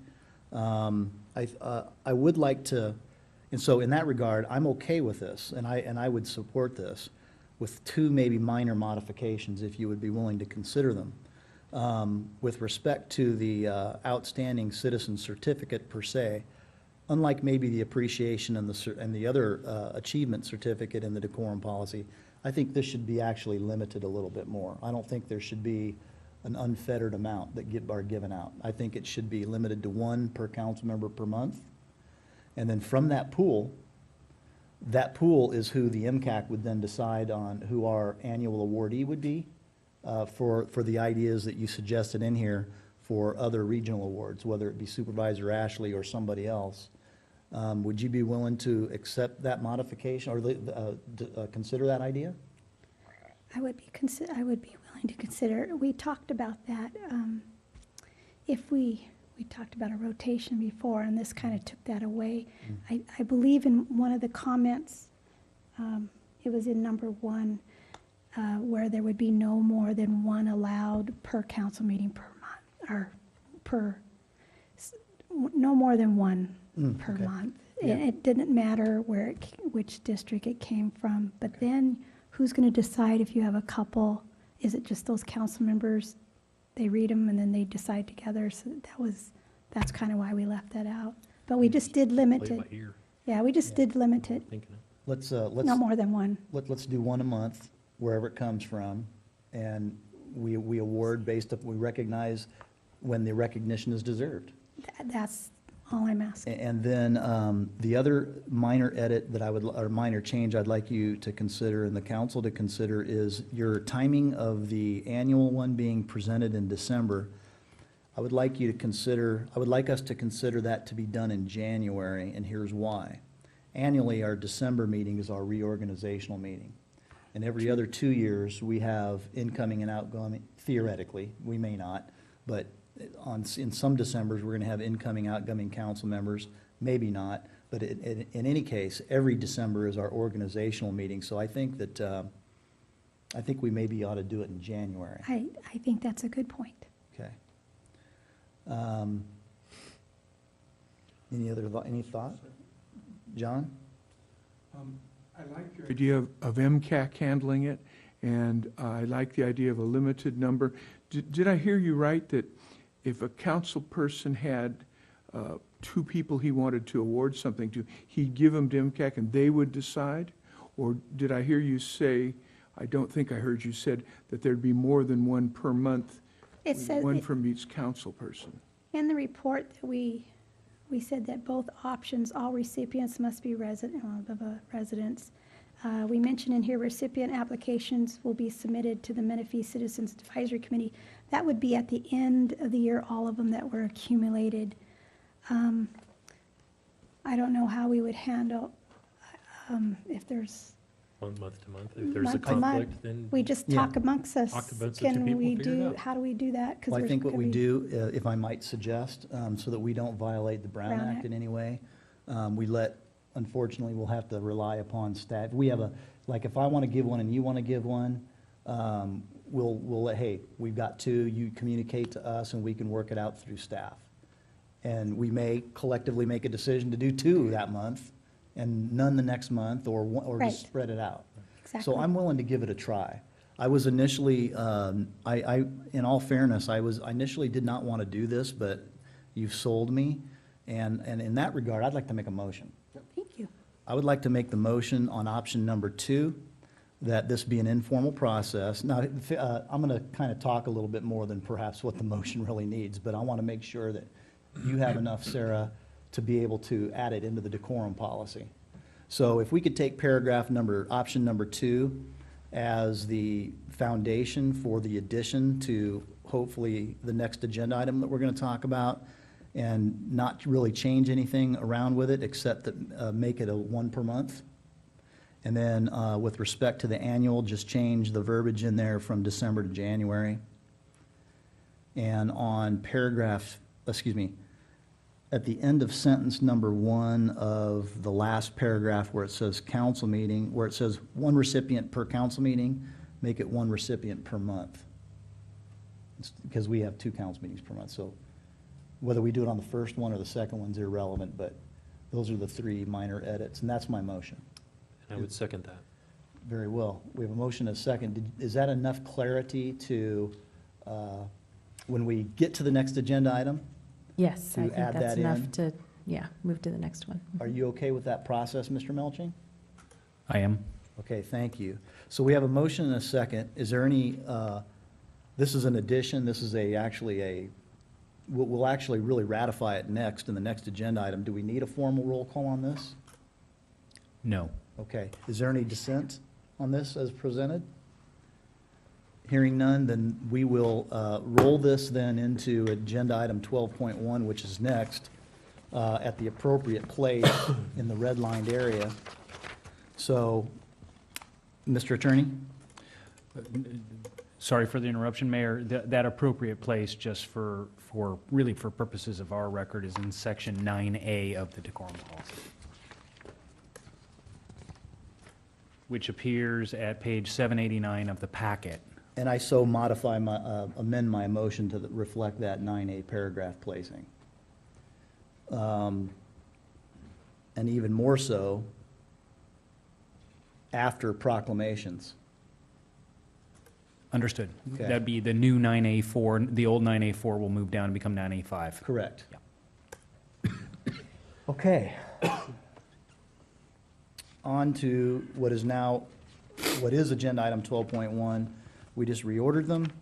This is a discussion item on the decorum policy changes. I do believe, Ms. Manwaring, you have the staff report on this? I do. Good evening, Mayor, City Council, staff, and community members.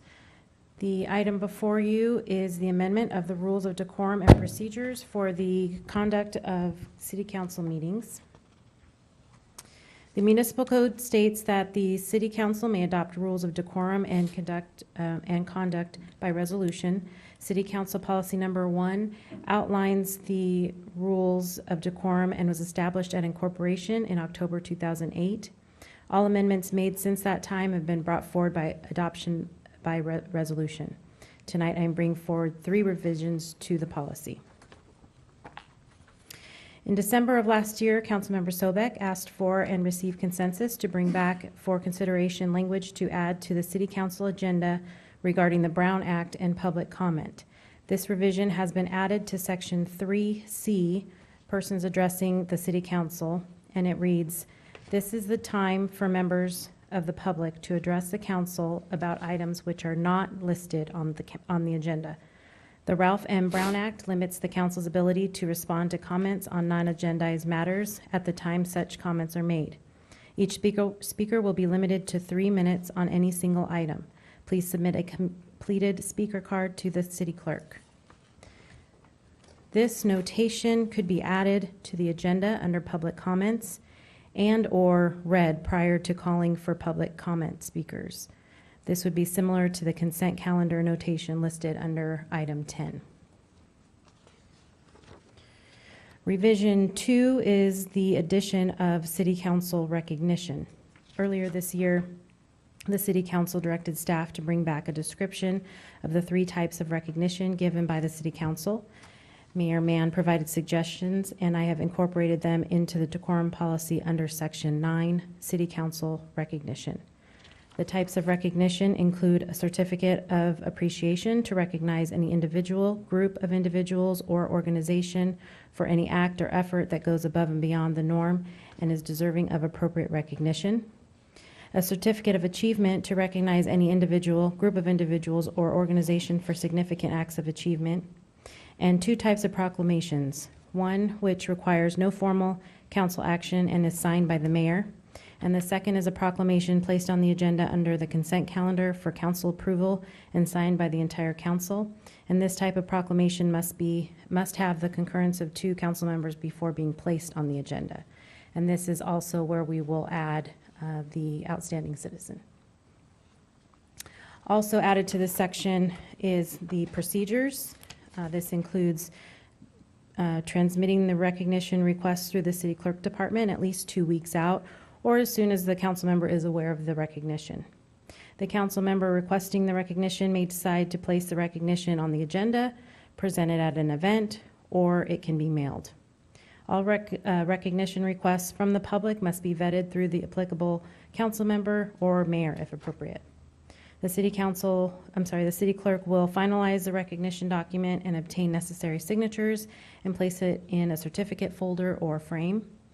When the recognition is being presented, the city clerk will prepare summary notes if necessary, and the city clerk will maintain copies in accordance with the city's records retention policy. The last revision was requested by the mayor to change the order of business on the agenda to improve the flow of the meeting from the informal to the formal business meeting. You may have noticed in the last few meetings, presentations was listed prior to the agenda approval. This makes it easier to move from the Pledge of Allegiance while everyone is still standing to move to presentations at the front of the dais. So staff recommends council discuss the amendments and make changes if necessary, and then adopt resolution number 16-506 approving the policy revisions. And I am available if there are any questions. Thank you, Madam Clerk. Mr. Leesmeyer? Yeah, Mr. Mayor, just a question, maybe something to change on C2, the statement for the mayor to stay. Strike the word any. So mayor to speak prior to any public comment. I don't want that to be perceived as he's going to say this before every single public commenter. Maybe it's during the public comment period, or maybe it's the public comment period or the beginning of any public comment period, maybe in a public hearing or another place. I don't think he's going to read it every single time there's a public comment. I don't think that's the intent, but I want to make sure it's the letter of the law is right. I like that change. If you would indulge me in terms of, can we take what I think is the lowest hanging fruit of the three changes and take revision number 3 under consideration first? Is there any major heartburns with us doing what we're doing in terms of moving the presentation? Good idea. Hearing none. Okay, revision number 3 is consensus. And we'll take a resolution here, or a motion on the resolution in a minute. And back to revision number 1 then. As the one who presides over the meeting from a decorum standpoint, procedurally, et cetera, my preference would be that this statement just be, I like your idea, Ms. Manwaring, of having it placed under the public comment, similar in fashion to how you, which is a great change that you brought forward, which was to bring the, provide more detail to the consent agenda for clarity for the public. I would prefer not to have to read this at every meeting. I think people pick up their agenda, it's posted. When it comes to public comment, they see it, they read it. I'm sharing with my colleagues that I would prefer not to read it. I'll say something. Okay, so that was just a comment about that. Mr. August. And I'm going to, and this is my preference, and I agree with you. An RTA meeting is a very professional organization. They read their little blurt before the thing. It doesn't hurt anything. I think you run a meeting better than anyone. You don't feel that you need to do it, but as long as it's there, and if I should run a meeting and I want to do it, then that would be my preference. Okay. And I agree with that. Okay. And who knows, maybe from time to time I will read it. Just Whatever. If you see, like if the clerk tells me we've got 15 commenters, I may exercise and actually read it just to clarify. I like that idea. You like that? Is that okay for you? As the author of that change, are you okay with that? Yes. Okay. And I appreciate that, and I appreciate your willingness to let this be put before the public comment. I just have seen too many visitors to our city council meeting who don't understand the process. And I think it just helps with transparency. Noted. Mr. Melching, real quick. Just very briefly, Mayor, in order to accomplish what I think I heard, what we would do in that new section C2 is change the word shall to may. Okay, So yeah. Just that way, it could be read if it was the presiding officer's pleasure. Sounds great. Plus Mr. Leesmeyer's edit in previous. Yeah. Now, this blurb would end up coming from the end of the agenda and being placed up into the public comment block on the face of the Right. agenda. So when somebody looks where I want to talk, it's okay, they're going to see it. Yeah. People get, like Lisa Would it- says, people get worked up and they would it don't be- think about that. Yeah. Would it be good to have it in italics or? I Can you don't- go back to revision number 1 slide?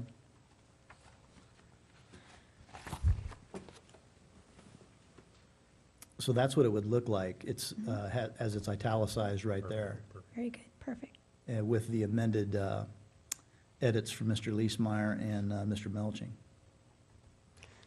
That's even longer than the RTA, but it's fine. Okay. Is there consensus on that one? Yep. As amended on the dais? Okay, very well. On to the paragraph 9A, City Council recognition, 9A, 9B, 9A 1, 2, and 3, and then modified 9A 4 for the Outstanding Citizen Certificate Program and the annual award. I think we're there already. I think, any additions, comments, questions, concerns? Does staff need anything more from us in terms of these changes to the decorum policy? No, I think I've got it all. And Mr. Melching, we're legally correct by doing what we did. I mean, I think we are. Administratively, we can take what we did in the previous agenda item and move and roll it into the resolution tonight? You absolutely can. In fact, it's part of your motion, and we will take your motion as an instruction to modify the modifications that were made to Section C2 previously, and the modifications that are proposed for Section 9 to add this new Section 4, make old Section 4 Section 5. And that will be the form of the resolution that ultimately gets presented for signature. Thank you very much. Ms. Sobek, would you like to make the motion? Yes. I'd like to make a motion that we adopt Resolution 16-506 as discussed with the modified changes. Thank you. Is there a second? Second. Thank you, Mr. Leesmeyer. Call the roll on the resolution. Councilmember Sobek? Aye. Councilmember Denver? Aye. Mayor Pro Tem August? Aye. Councilmember Leesmeyer? Aye. Mayor Mann? Aye. That motion passes unanimously. Thank you all very much for that, both Thank you. everybody who had input, discussion, debate, and staff help with this. You know what? That's how we get stuff done. Appreciate it. Appreciate your professionalism. City Attorney reports. Thank you, Mayor. Tonight, I do have a brief city attorney report. This is somewhat in the style of an update or status report on direction that was given at the last city council meeting to initiate community facilities districts for public safety. And I wanted to let the council know, for purposes of disclosure, what that process is. At the end of 2014 and the start of 2015, the city began this process and got quite a ways through this process in the formation of a CFD for public safety, and in that instance also for maintenance. There are three sets of interests that are balanced when you form a CFD. One has to do with public outreach and advising the community. Two has to do with landowner rights and making sure that the landowner has an opportunity to vote on the tax. And three has to do with city process, which involves adopting an ordinance, going through the ordinance adoption process. And when you put all of those three processes or three sets of interests into the legal blender, you come out with a process that is somewhat extended. And it requires three future separate actions by the City Council. The first action is what's called the issuance of a resolution of intention. This is notice to the world at large that a CFD is about to be formed, a community facilities district is about to be formed. And when you adopt the resolution of intention, you actually take no legislative action. The ordinance comes later. It has to come more than 30, but less than 60 days later. So the first thing we do is we adopt a resolution of intention, and then we pause and wait. And then 30 to 60 days later, we bring back the ordinance. And when we bring back the ordinance, and you may recall this from the CFDs that were adopted previously, there's a little bit of a play that goes on where the ordinance you have a public hearing, and then the ordinance gets considered, and then you take a break and you open the votes that are cast by the landowner, and then once the landowner votes are read, then a resolution is adopted to impose the taxes. And that all happens at the second meeting, which can only occur between 30 and 60 days after the first meeting.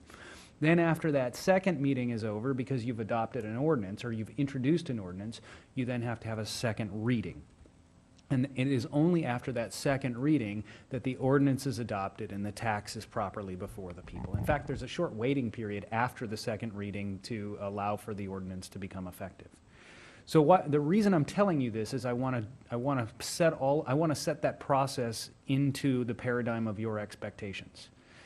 We took a look at the city council calendar, and it's difficult. Candidly, it's somewhat difficult because the council's dark in July. And so we have to find a way to have a resolution of intention that is adopted and where we're going to have a meeting between 30 and 60 days after the adoption of the resolution of intention.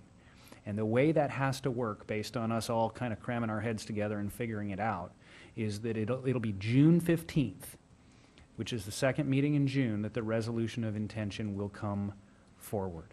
Then, that's actually also the last meeting in June, then July is dark, then about 45 days later, August 3rd, the ordinance will come back for a first reading. And then following the August 3rd meeting, August 17th would be the second meeting in August, and that will be the second reading of the adoption of the ordinance, if that is the council's pleasure at that point in time. I'm not trying to presume what the council action will be, only trying to lay it out on a calendar for you. So that's my report tonight. I just wanted to sort of set expectations and put that timing into some perspective. Can we ask you, since you mentioned the timeline, can we ask a question of you? Certainly. So, two questions. If I may, let's assume for the sake of argument that we're at second reading, this is adopted and it's in effect, it's in the municipal code. And I'm a landowner, I'm a developer, I am one vote. What if when the city clerk opens that envelope and that vote is no to impose a public safety CFD on their project? What happens? Then the CFD doesn't, then the tax can't be imposed. Okay. So and now I'm sorry for being very legalistic about this. The formation of a district and the imposition of a tax by the district are two separate steps. And it's the ordinance that forms the district, but it's the election and the resolution that allows for the imposition of the tax. Understood. So, given this timeline, I'm really grateful. I'm grateful that we've got the timeline so we know when it's coming. But we can't, nor staff can, we can't be imposing conditions of approval on projects in anticipation of this coming when there's been no legislative action. Is that correct? It's not exactly correct.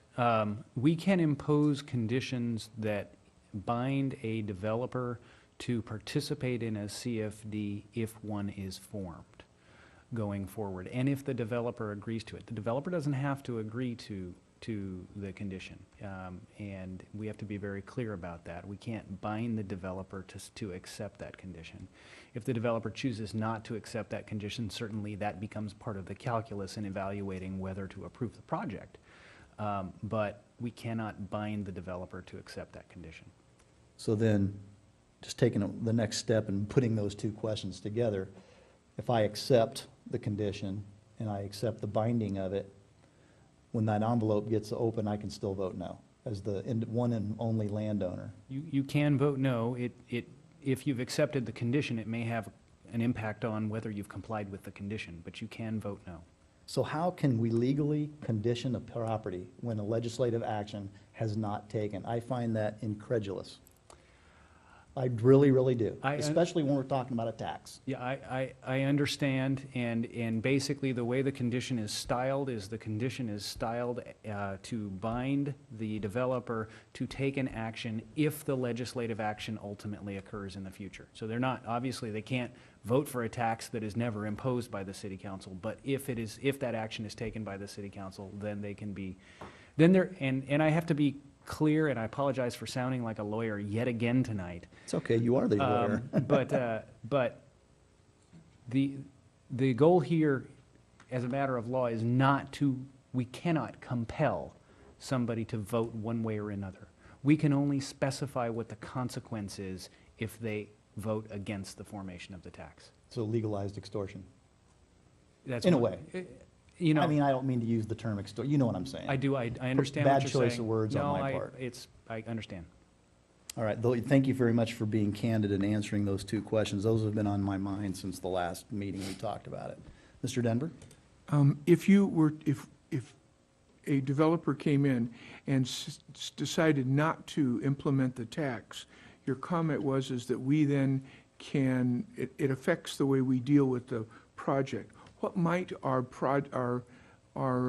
dealing with them vary from someone next door who approved that tax? Yeah, that's a difficult question because it requires me to find my way into the minds of the individual council members and figure out how that does or doesn't affect their evaluation or their calculation. So I have to be as candid as I can here and say that I'd have to speculate a little bit to answer that question. I will say this, that a sentiment expressed from the dais, from some but not all of you during the last council meeting, was that approval of new development in the city without making provisions for corresponding additional public safety resources was not in the interest of the city's overall public health, safety, and welfare. And I'm paraphrasing, and I may be paraphrasing unfairly, so I apologize to any of you if I got it wrong.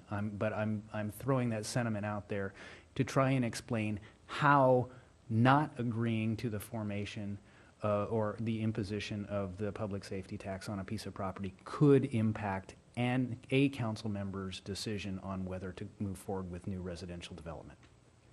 Did I hear you say that we could say because you didn't approve, well, I don't know how we would say, but somebody could say, the staff could say, we simply don't approve this development because you're not approving the tax, and we just don't think that's safe for the community, so you're hereby not going to build?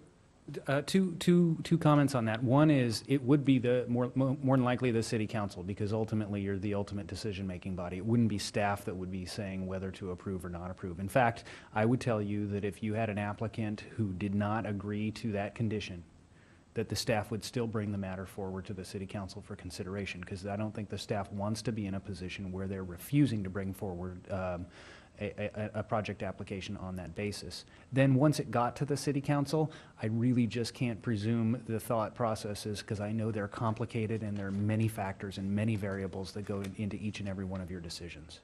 How in the world could we approve one proposal with a tax and an identical proposal without the tax and then turn it down? How would we do that?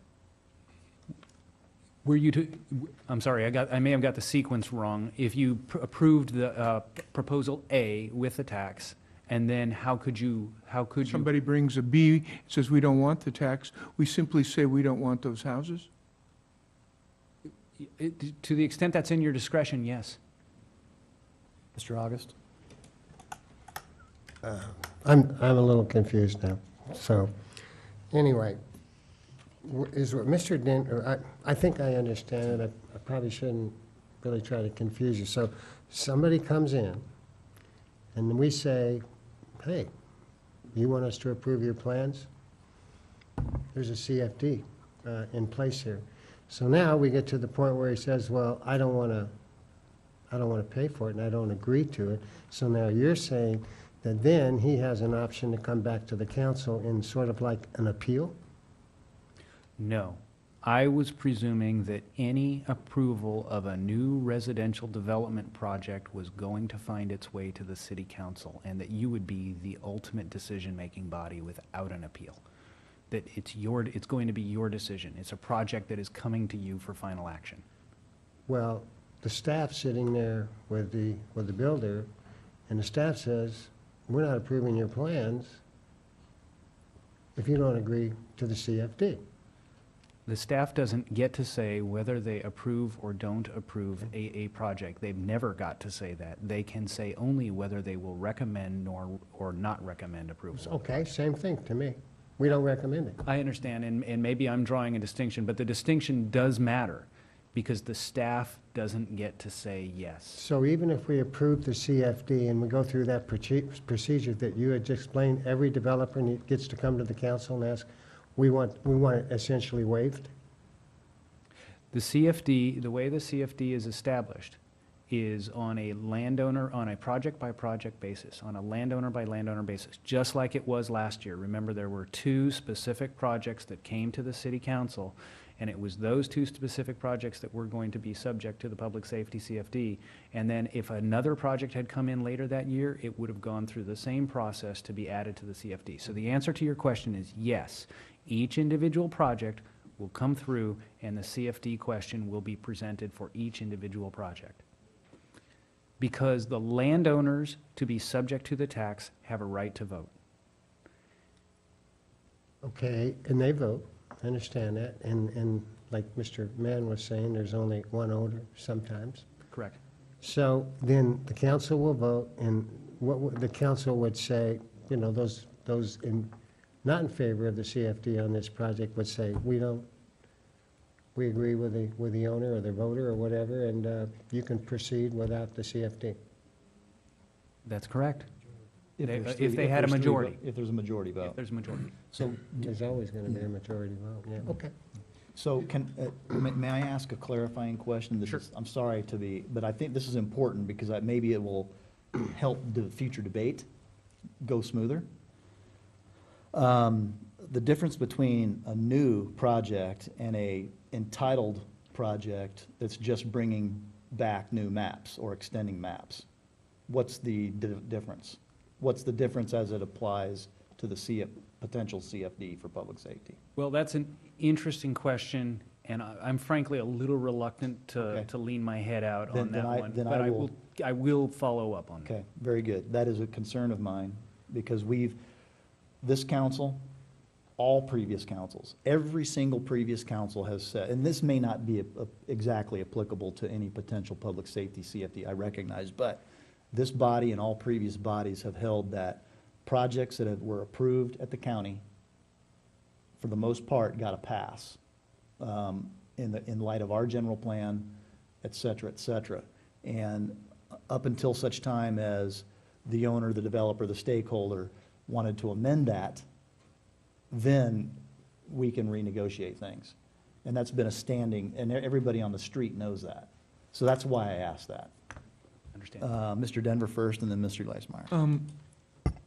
Does this ability of us to say yes or no to a developer if he follows the code, is that general? If I don't like the developer and I don't like his projects, they're not big enough for me, they're not small, but they follow the rules, can I just vote no? We were told in '08 when we started this that when plans came through, there were laws that we had to follow, and we weren't really had a big choice if they followed the rules.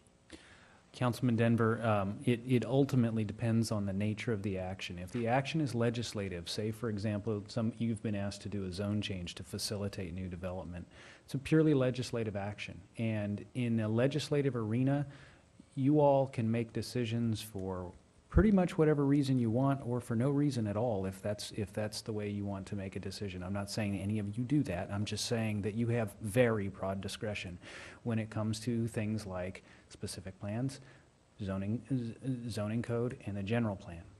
Once those legislative acts are in place, then you start drilling down. When you start looking at conditional use permits and subdivision maps, your discretion becomes more constrained, and this is those laws that you were referring to.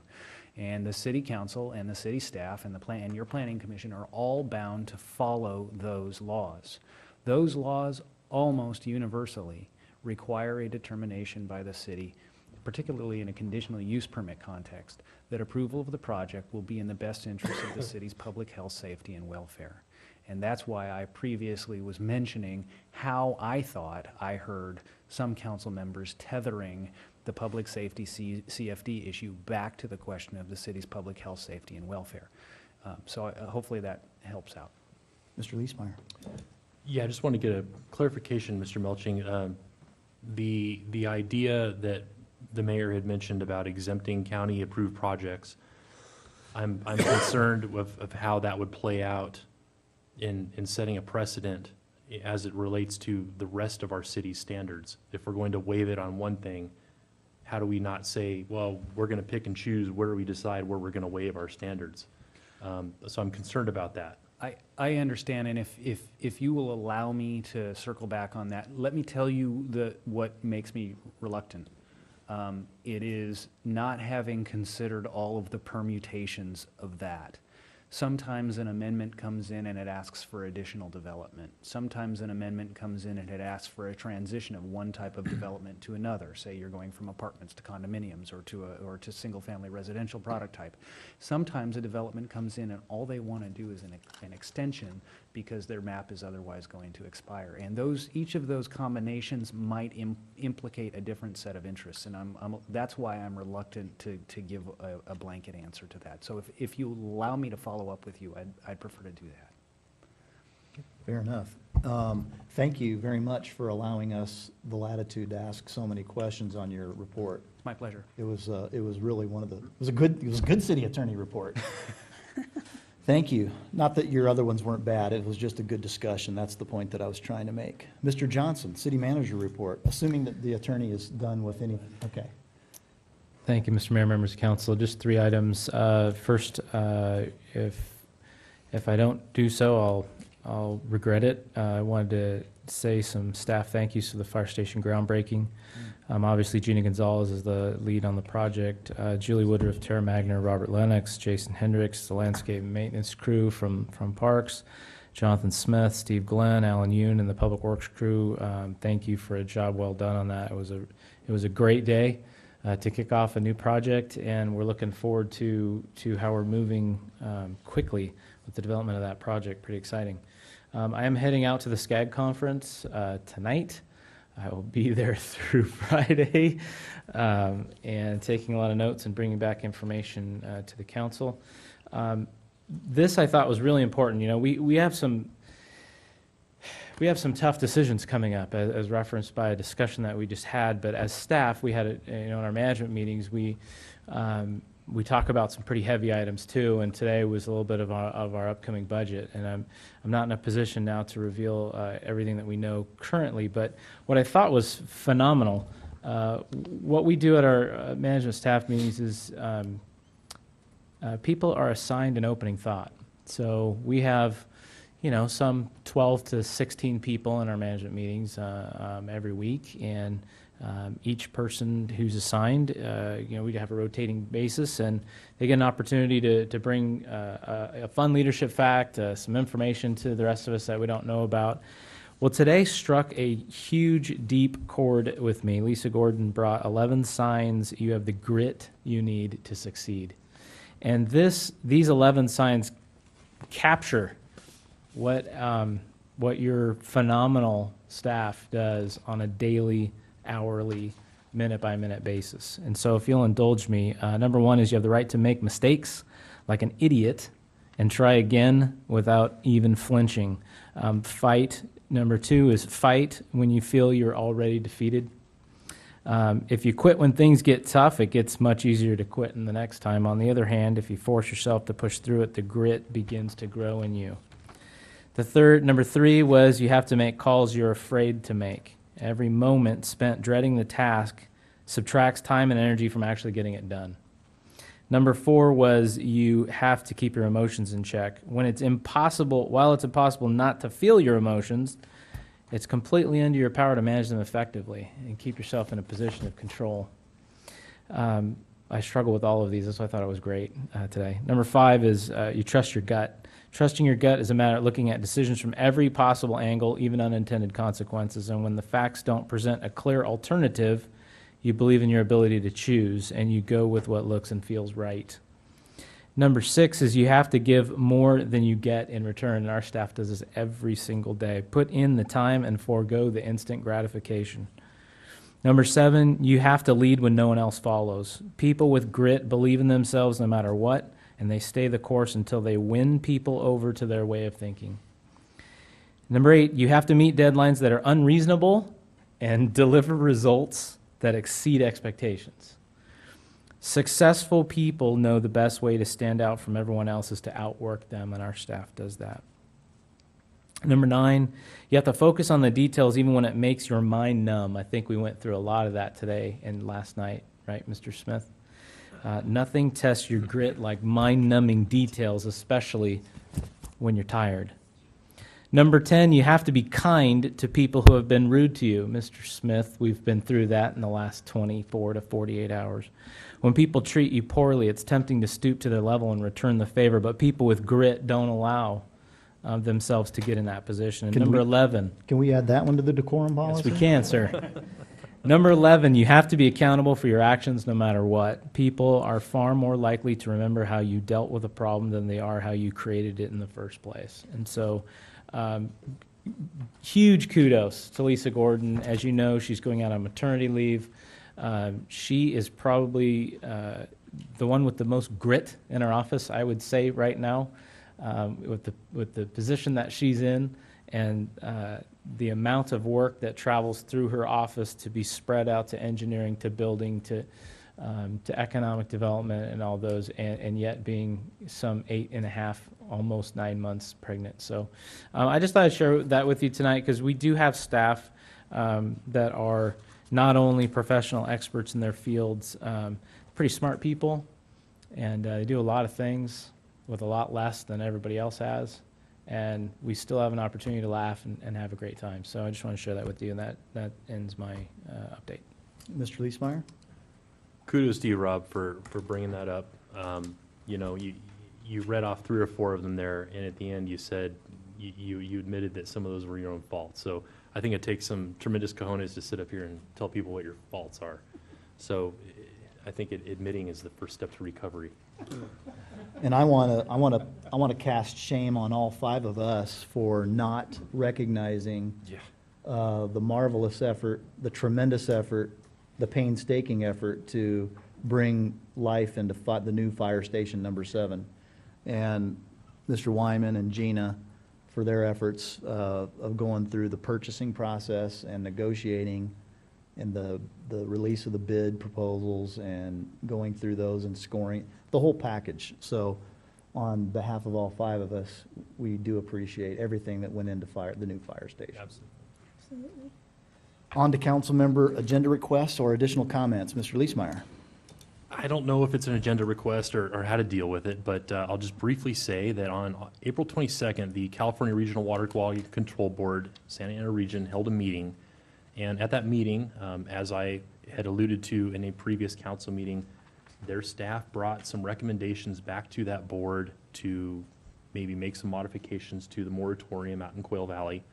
And a couple of them opined that they were in favor of making some exemptions. And I have a copy of the staff report, and one of the exemptions, I'll just briefly read it, was to continue to prohibit the installation of septic systems in all Quail Valley areas until such time that sewer can be brought to areas 4 and 9. Along with that, incorporate an exemption process and criteria to allow septic systems for sub-areas 1, 2, 3, 5, 6, and 8. And, you know, I don't know if it's pertinent or, you know, the right procedure here. Maybe I can get a second to have staff write a letter of support, just supporting the efforts of the board to continue working on what they're doing to help free up some properties out in Quail Valley. I would second that if you would modify your motion to make it a more formal resolution. Okay. I've learned in a 4-hour legislative training session with Guy LaBove from Sacramento that when the full body affects a resolution, it has a tendency to sometimes carry more weight than just a letter. I don't know if that slows down the effect of it getting in the hands. I don't think so. If it could be put back together and we can have it at the next meeting, I think it would be just fine. Yeah. Can you guys put it together that fast, Rob?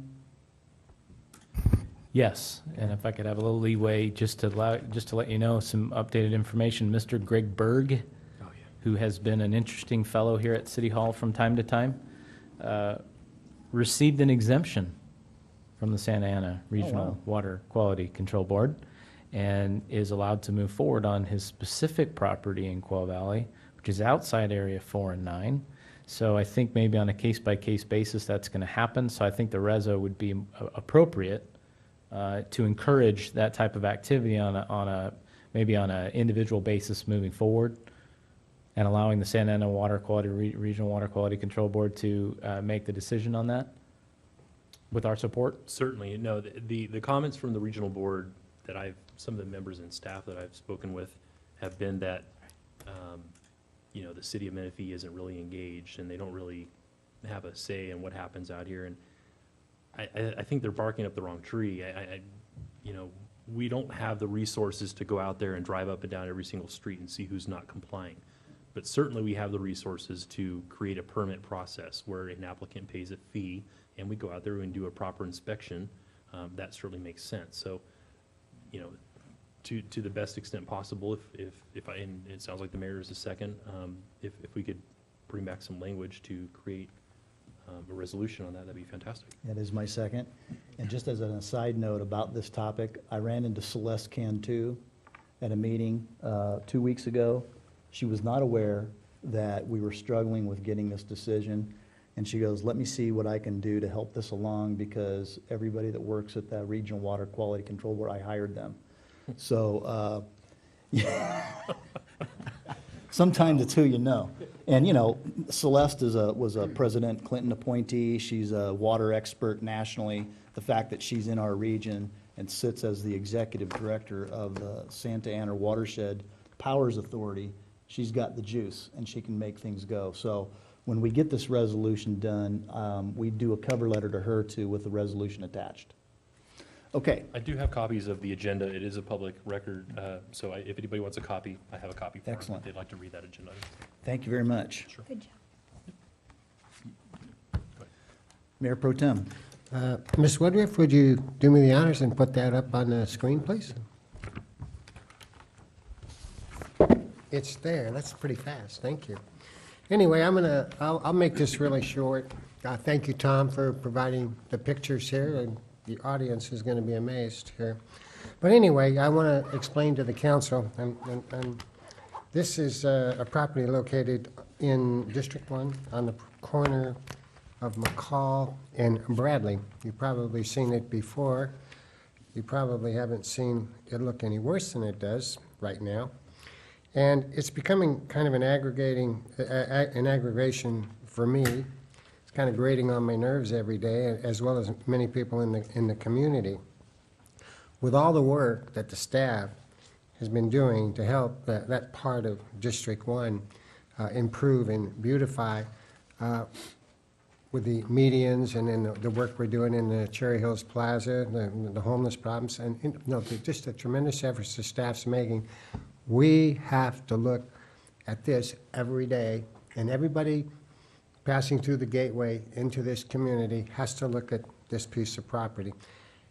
And so I will tell the staff that I've got together with Mr. Wyman on this. We've traded some letters, and I'm very convinced that he has been on this property with the broker or the owner trying to get it sold. He just told me this week that the Santa Ana Regional Water Control Board just lifted all the environmental remediations on the property, so that's one limitation. So we talked, and Mr. Wyman and I got together and we talked about this, because I said, look, I want this guy's head. He's not managing, he's not doing anything to this property except leaving it to the people of this community with a lot of aggravation. So we talked, and we talked a little bit about it. So we kind of agreed that, why don't you go talk to the owner, and I think the broker on the property is CBRE, correct, Mr. Wyman? And why don't you tell him the council person's concerns, that he has taken it to the council, and see if you can clean this property up a little bit for us. Why don't you ask him if he'll take the building down, take the post down, clean up the property, the weeds and everything like that. And if he's not willing to, and if he's not willing to kind of see our point of view on it, I would ask somebody on the council for a second to have the city council come back with what kind of ordinances do we have? Do we have any cleanup ordinances or anything at all at our disposal to get this thing removed or improved in our community? So with that, I would ask the council if it's okay to ask the staff for Mr. Wyman to try to negotiate something on this building. And should that not come back and he comes back to the council, then I can ask with approval of the council for something a little more severe and a little more aggressive. Before, yeah, noted. Good points all. Mr. Johnson, do we have, I mean, I'm looking at that sign that says, of all the signs that are up there, I'm looking at the sign that says CBRE. Yes, sir. So after Mr. Wyman's discussion with Mayor Pro Tem August, we provided in each council box a summary of the objectives and items we were able to check off over the last several years. I think Mr. Wyman's been working on this facility since 2012, 13, 2011. So we've gone through a number of things. One of the most notorious was making sure that the tanks were off of the site and all of the dirt was remediated. We did have 2 bites at the apple on this corner from 2 very well-known retailer restaurants, one drive-through, one sit-down family-style restaurant that ended backing out. But there is more to do, and we do have a plan moving forward. We'd be happy to bring back an update at the next council meeting and share with either the contact that's been made or continue to be made, the decisions that we could make as a council to move a little bit deeper and further. But we'd need a little bit of time to share with CBRE council's displeasure with how we've gone about what we've been able to do so far. Especially since we're now neighbors, since we, on the That's correct. consent calendar tonight, accepted the conveyance of the old fire station number 7, and we own it, and we are an immediate adjacent next door property owner. Maybe that will help the negotiations along. I believe it will. Do you need anything else from us on that? No, sir. Does that satisfy Thank you, your? Mayor. Yeah. Thank you. All right. Thank you, Ms. Woodruff. That was the first time I've ever used technology. Do we have any other comments or future agenda requests? Hearing none, we're adjourned.